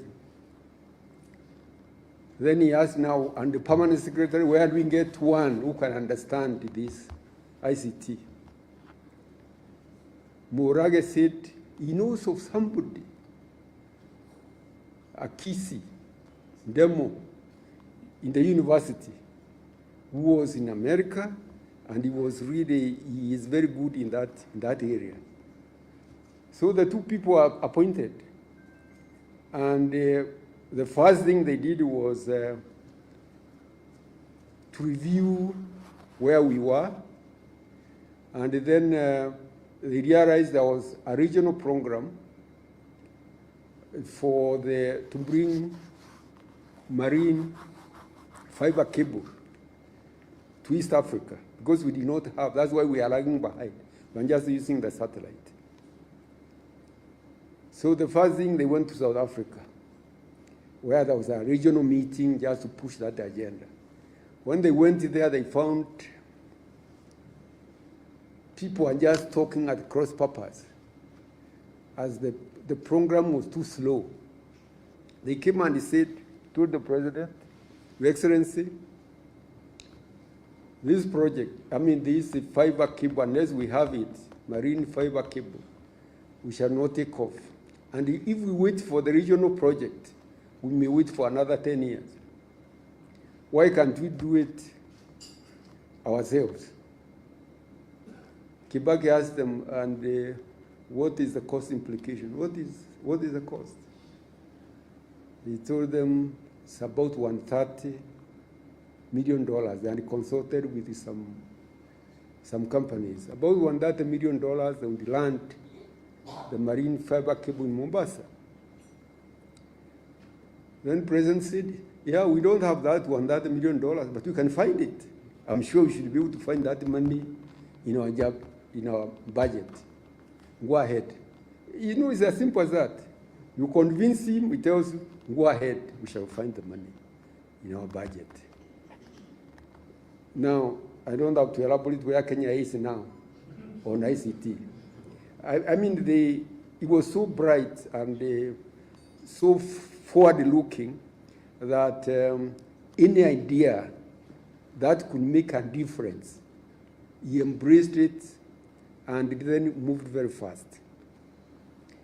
The highways, the Thika Road, the parliament was complaining, members of parliament were complaining, the road was in very bad condition. It needed to be recarpeted. Recarpeted, refurbished. It was just 4 lanes from Nairobi to Thika. So we sent Kamau, who was the roads engineer, to African Development Bank. He went there. And the African Development Bank asked for statistics, what have you. I told him now, this road with only 4 lanes cannot serve this traffic, which is one of the heaviest in Africa. You need to think of a minimum of 6 lanes, 6 to 8 lanes,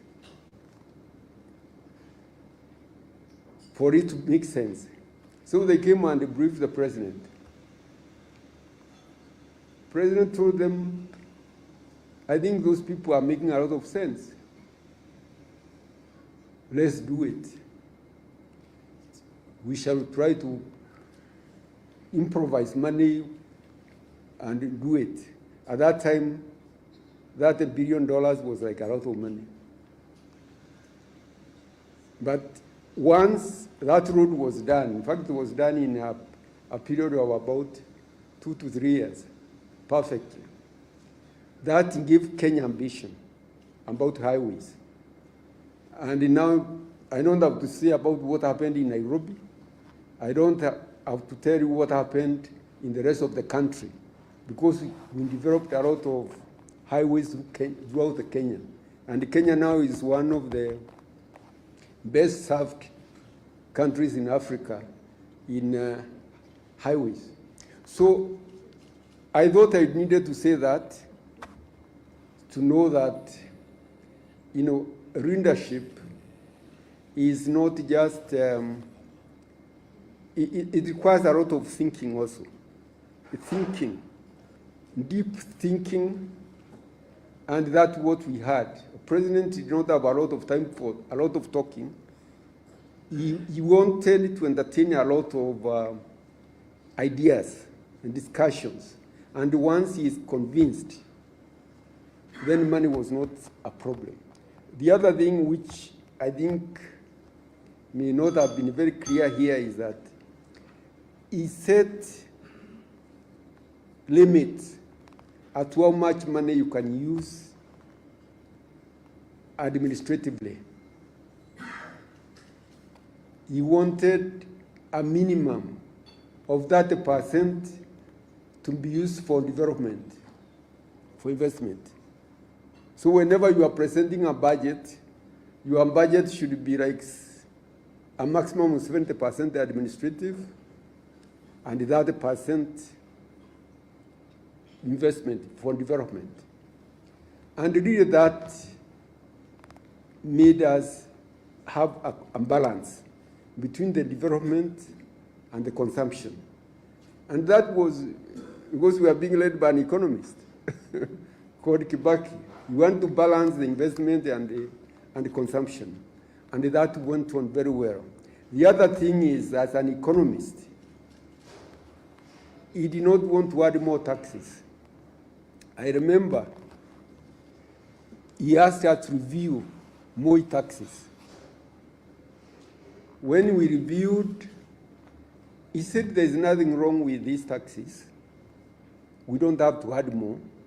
All that we have to do is to make tax correction more efficient and also make people own, the tax, call it responsibility. The people, the Kenyan people have to own tax responsibility. And to my surprise, within the first 1 year, we moved the revenue from about 400, Mwai revenue, total revenue was about 400, I think 40, something like that, to 600, I think about 60 or 50. So the jump was a lot. We did not add any taxes. And then by the third year, we are around $1 billion. Trillion. So, in other words, their taxation is not just more and more taxes. It's actually the efficiency and the public ownership of the taxes. So I really want to say that those are a few things, but I can talk and talk and talk because I learned a lot from our Excellency, the President. He was a source of wisdom. If I tell you, the way he handled the post-election violence, because that was like violence imposed on him. The way he handled it was unique in Africa because he did not want that violence to continue. He wanted it concluded as quickly as possible. And that's why he agreed very fast to have a Grand Coalition. When a Grand Coalition was formed, he treated all ministers equally. Not to say this is this minister, this is ministers who are his huntsmen, and they deliver in their sector.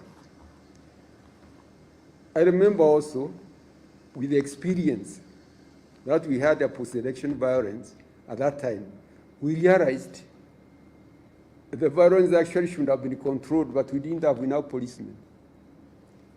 We had very few policemen in the country. We looked even at the military. We had very few people. The military. Our military were very, numbers.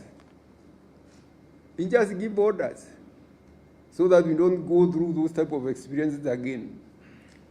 Double the number of police and the number of military so that the country has stability. And those type of decisions are not just made by anybody. They are made by people who are seeing far. And really, to me,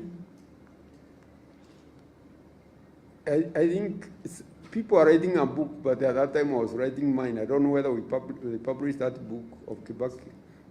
I think it was published, but more needs to be done to be written about Kibaki. Thank you very much.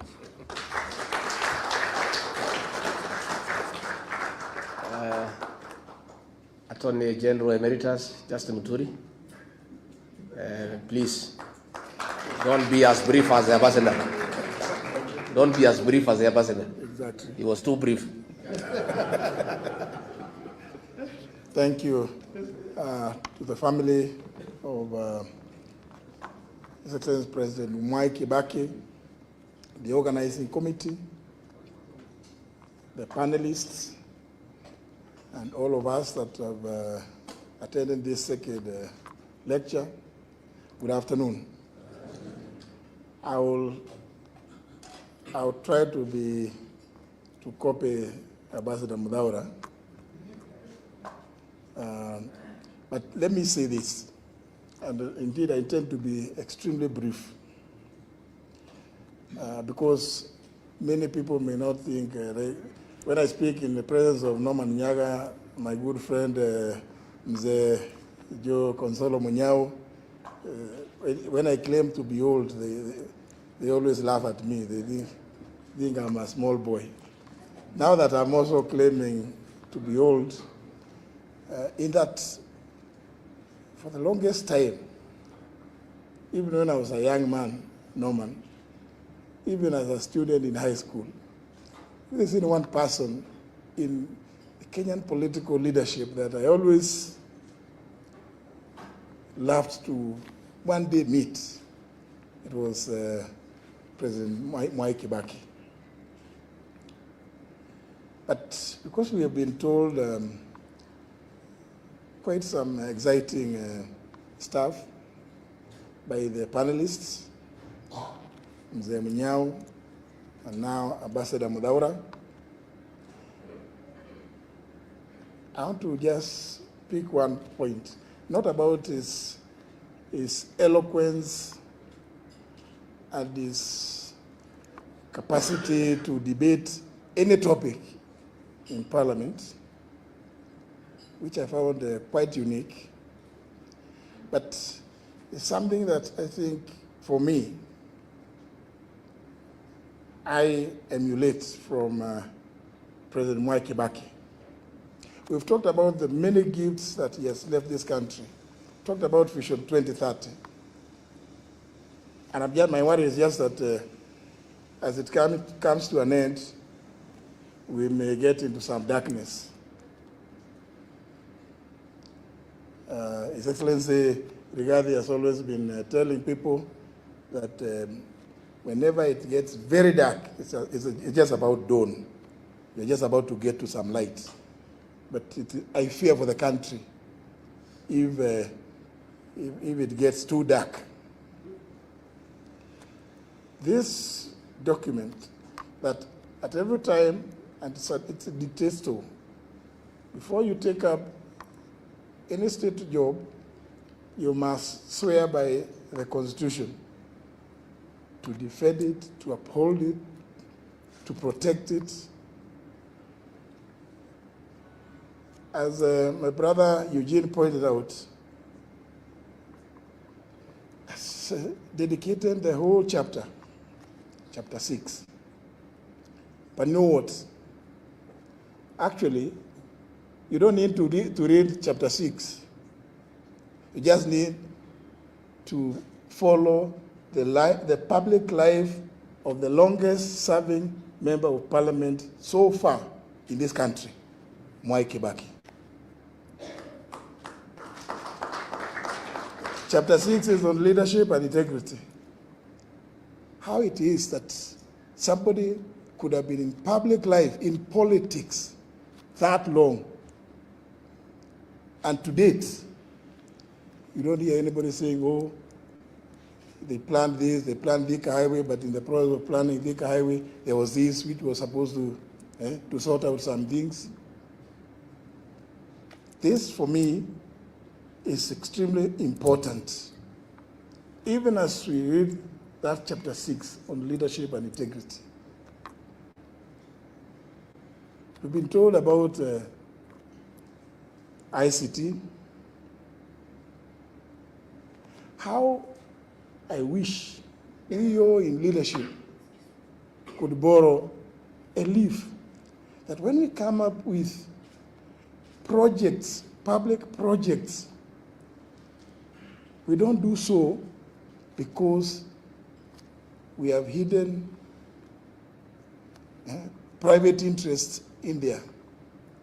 Because virtually everything we do these days, as you go through the documents, you come to realize, oh, there's something here which is not very clear. How is it that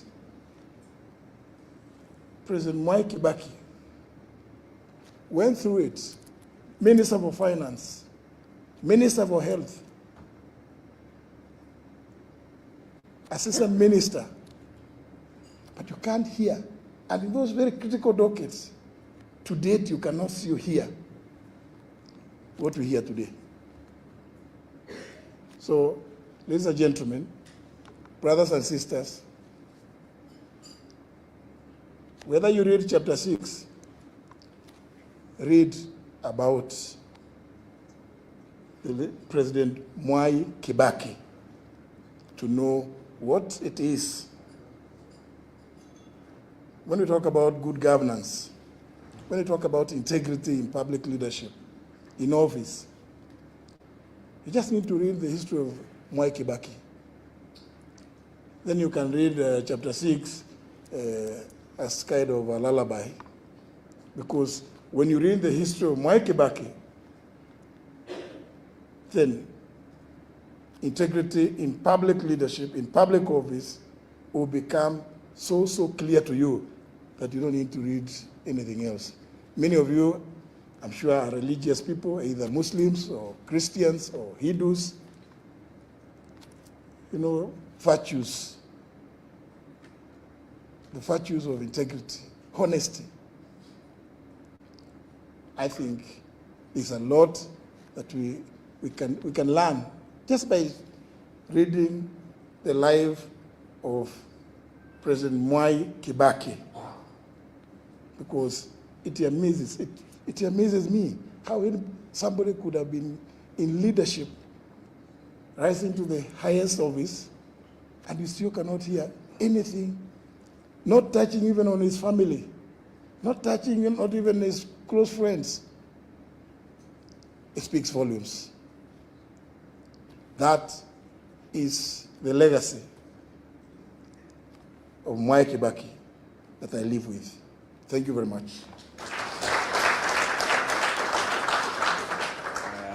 Thank you very much. Tumeshukuru sana. Ambassador Mudaura talked about housing that Mwai Kibaki did, and it triggered my mind when William Ruto brought the affordable housing and there was outcry out there. People are saying they be left alone to do their own houses. And I had a conversation with him, and he says, no, we need houses. And I told him, Mwai Kibaki did a lot of housing, but not the actual construction. The government did not have a housing program. All Mwai Kibaki did was to open up the bypasses, provide infrastructure in terms of sewage, electricity, and water.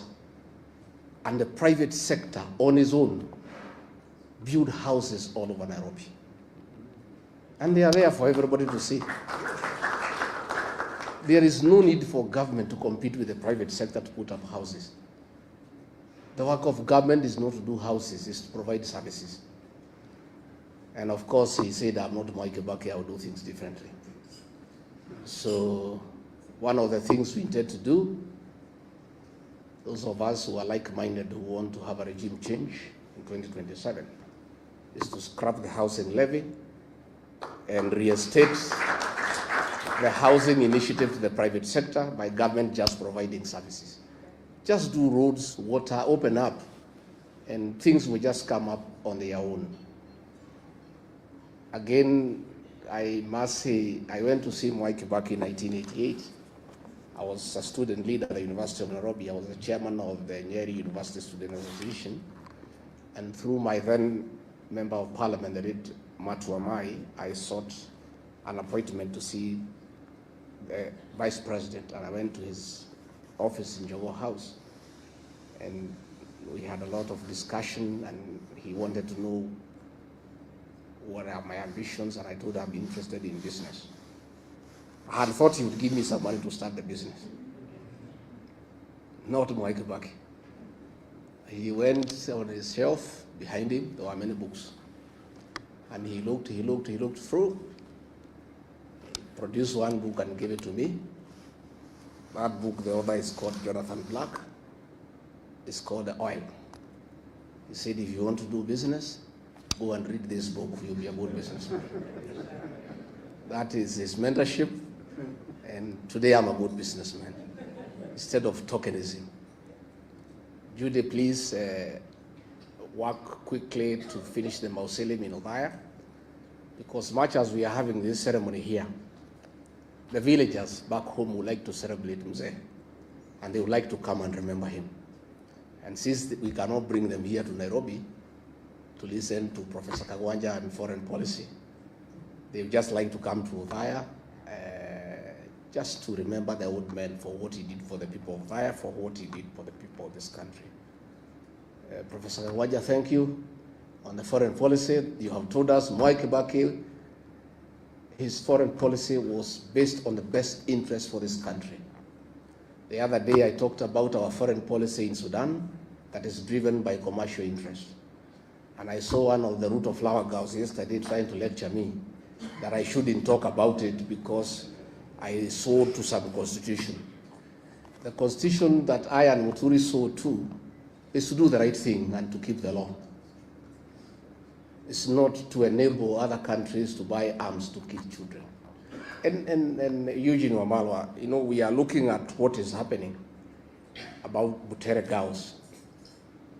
We are unable to understand what is this viciousness against children by the present government. Even the colonial government that was very brutal, it never went for the children. Muzungu, they were very brutal, but they spared the children.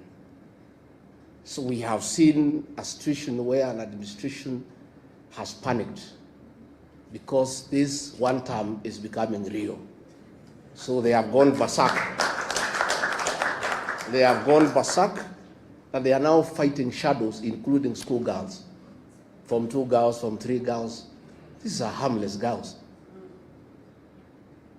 How fluid is your government if girls can bring it down? Girls. Surely. You know, so when you look at the situation in the Sudan, we are allowing gold to be processed in Kenya and guns to be smuggled through Nairobi to go and kill children in the Sudan. So we are asking, what is this bile against young children? We saw the killing of the Gen Zs, the abductions of young children. What is this bile against innocent young children? So as we move on, let's pray for the country. And Ambassador, again, to shukuru wewe. Now I'm looking at General Gachangi here, and I want to say, if General Gachangi was the director of NIS, that play would not have been banned in Nakuru if it had to be banned. Because it came all the way from the sub-county, nobody noticed. It went to the county, nobody noticed. It went to the region and it became number 3, nobody noticed. They only noticed about it in Nakuru, in the finals, because of a failed intelligence system. You know, that will not happen. So if a decision needed to be made that is a bad play, and people should not see it, ingesimamishiwa huko mbali, because the officers on the ground every day, lakini watu wote wamelala, kila mtu natafuta pesa. Hii serikali ni ya biashara. watu ya intelligence wanatafuta biashara, watu ya polisi wanatafuta biashara, rais mwenyewe anatafuta biashara. Sasa, you know, these are things that would make Mwai Kibaki turn in his grave. You know, tuko na shida kubwa, lakini Mungu anatusaidia. So Jacob Haji, we are forming a political party in May. Tutatangaza. We look for a way to work with the Democratic Party. We would like to be associated with Mwai Kibaki and what he achieved. Wacha ni introduce huyu Ketu Aruguru, simama, pigia makofi. Huyu mrembo ya Laikipia. Then we have our daughter. She's called Gatha in Kikuyu land. The Honorable Gathoni wa Muchomba. Tuko na Masa Kakuya, alikuwa mjumbe hapo Kasarani. She has been associated with this party for a long time. Of course, tuko na Norman Nyaga na wengine, na tumeshukuru sana, and the organizers of this function, we are honored. Tuko na Jane Kihara, the great lady of Naivasha. Alichaguliwa as an MP kwa hii chama ya Democratic Party. She's a third member, ako kwa tamu ya 3. Na nikali anaangushaga wanaume 7 kila uchaguzi. Wote wanaweka chini. These strong women, they are strong people. So tumeshukuru sana, and thank you very much, and asanteni sana Ambassador Muthaura and your team that supported Mwai Kibaki. We honor you because you made him great by serving him well and helping him to steer this country, even as he advanced in age. You know, his things were going very, very well. But again, it is him who gave you the opportunity and allowed you to work. Asanteni sana. Thank you very much. Haya, mupige makofi. The people deputy president. Sio ndio hiyo? Yeye sio mmoja kuandikwa, alichaguliwa na wananchi. Simpige makofi basi tusikie. Haya, asante sana. Now hata mimi mnipigie sasa makofi sababu nimemaliza shughuli yangu. I'll now hand over to Juma kuja chukue takeover. Secretary General DP. A round of applause for all that third session. We had great minds. People have taken us down the history line, and we really, really appreciate. There are 2 people between us and lunch, and I'll kindly request them to be very, very brief. Our chairman DP and the party leader. Tafadhali. Chairman first, perhaps the party leader.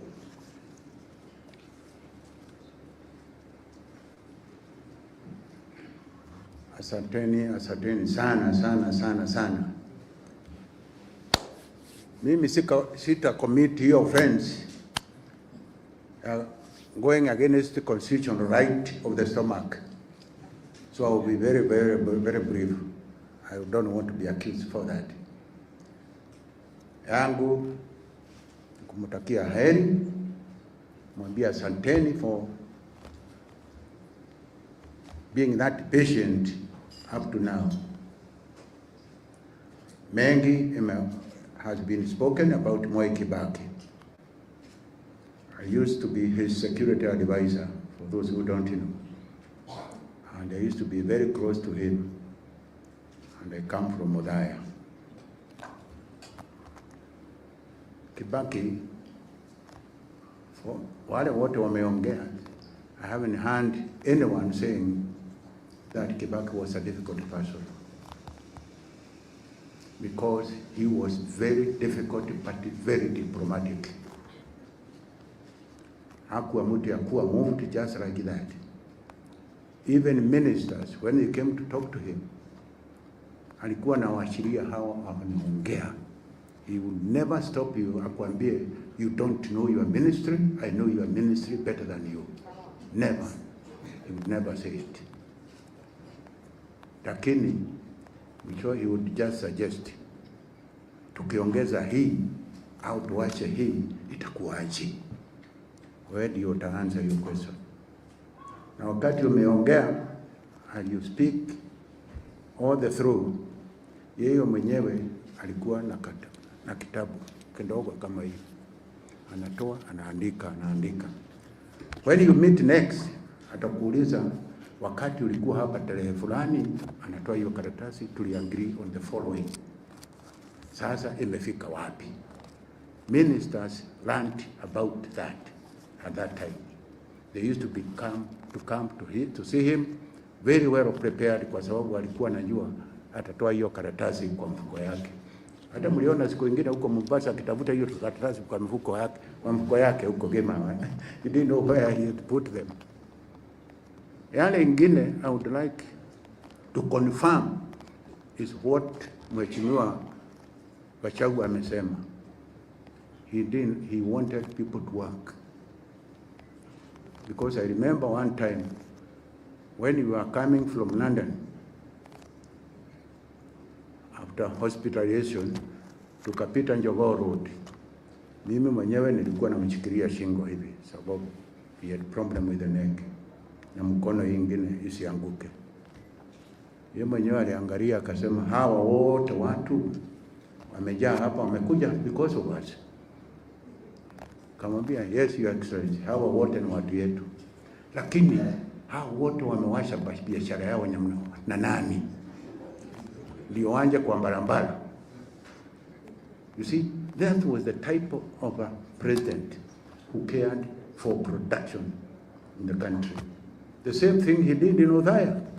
Aliweza watu wamewasha majani chai, wamewasha kahawa, wamewasha ng'ombe, wamekuja kutuangalia. Who is doing this? This should be their farms instead of wasting time. Tukama na delegation kubwa kutoka Othaya na Nyeri huko State Road Sagana. You see, hawa walikuja and in their memorandum wakauliza mambo ya pesa. You see, wakauliza mambo ya pesa. Kibaki aliwajibu, pesa ni nyingi sana, iko huko bank. You see, si pesa ya bure, pesa iko bank, na mkichukua hiyo pesa kwa bank, mfanyie kazi na mrudishie bank pesa yao. You see, hii mambo ya handouts, Kibaki hakujua hiyo. No. So, that's the sort of man we are celebrating today. The sort of man we are celebrating today. Na nilisema he was not that easy. Because I remember one time, I told him the convoy would not start until he has his safety belt on. Aliniangalia akasema, nani amesema hiyo? Kamwambia, Your Excellency, I'm the one who has said it. Because hiyo ndio kazi ulinipatia. To look after your security and your safety. And without this belt, without having your safety belt on, this convoy will not start. Kaniangalia, akaniambia basi, weka. Nikaenda huko nikafuruta, nikamwambia. You see? Siku ingine tukachelewa usiku. Tukitoka Meru. Kusika Mrs. Mweraria. Tulitoka huko saa 1 usiku. Kufika Embu, communications wase, tukakutana na hailstorm, mvua kubwa, storm kubwa. All communication lost. Sasa sisi wengine tulikimbia Sagana tutafute, so we could not see each other, we could not communicate. Tukiwa Mwai na Sagana looking for him, alikuwa Thika tayari.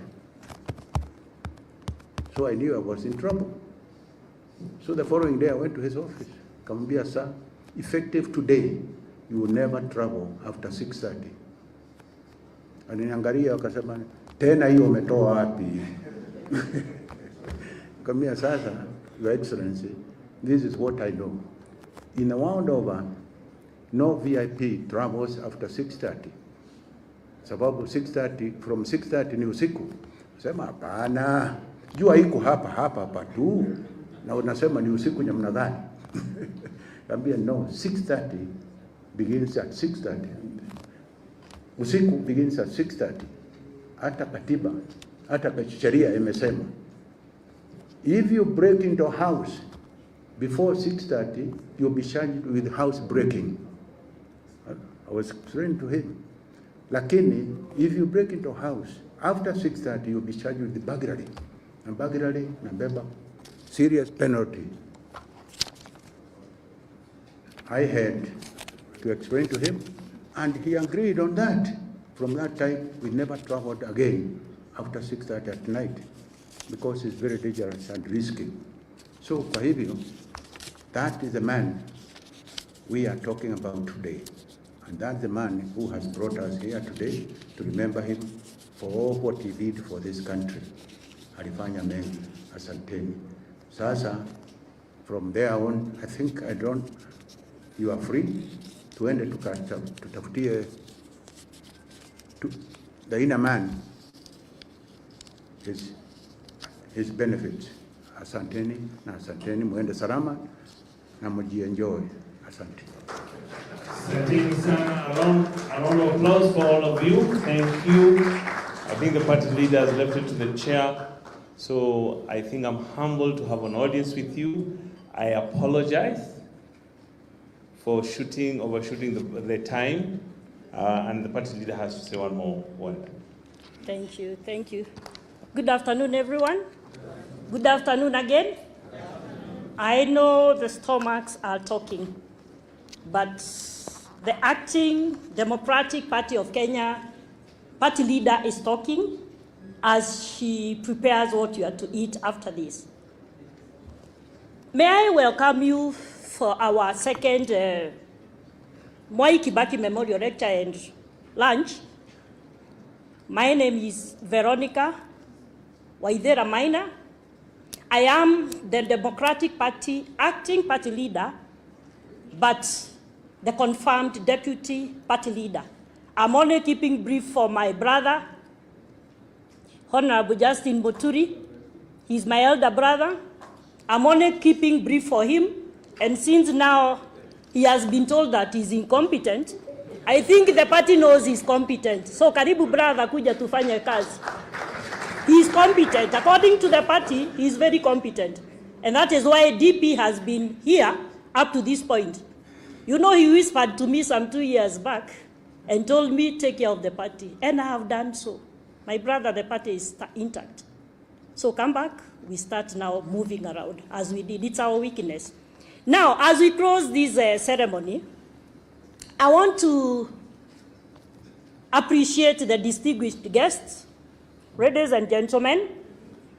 And as we draw this special afternoon to a close, I want to extend my deepest gratitude to each and every one of you for joining us at the second Mwai Kibaki Memorial Lecture and Luncheon. Today has been more a remembrance. It has been a celebration of a visionary leader, an economist par excellence, a statesman whose legacy continues to inspire not only Kenya, but the entire Africa and globally, as we could say. We have had thoughtful reflections, powerful insights, and heartfelt tributes that have reminded us of President Kibaki's enduring impact. His commitment to education, some of us are beneficiaries, economic empowerment, good governance, and national unity. His life was a testament to integrity, intellect, and quiet but determined leadership. That's how we used to call him chairman. That's how we took our chairman. And may God, the angels, take care of him because he was a good man.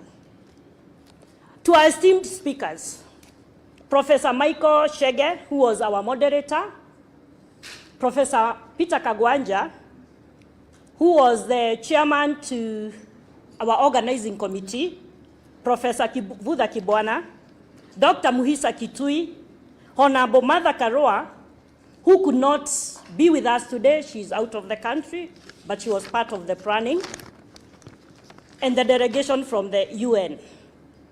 Thank you for your wisdom and for keeping President Kibaki's legacy alive through dialogue, reflection, and aspirations. To the organizers, those are the sponsors, we have the organizing committee, the Democratic Party officials led by JB Muturi, and NEC members. We also have the Democratic Foundation. We have a foundation that was started by our founder, who is Mwai Kibaki. We have a foundation. And then the Kibaki family. Judy, thank you.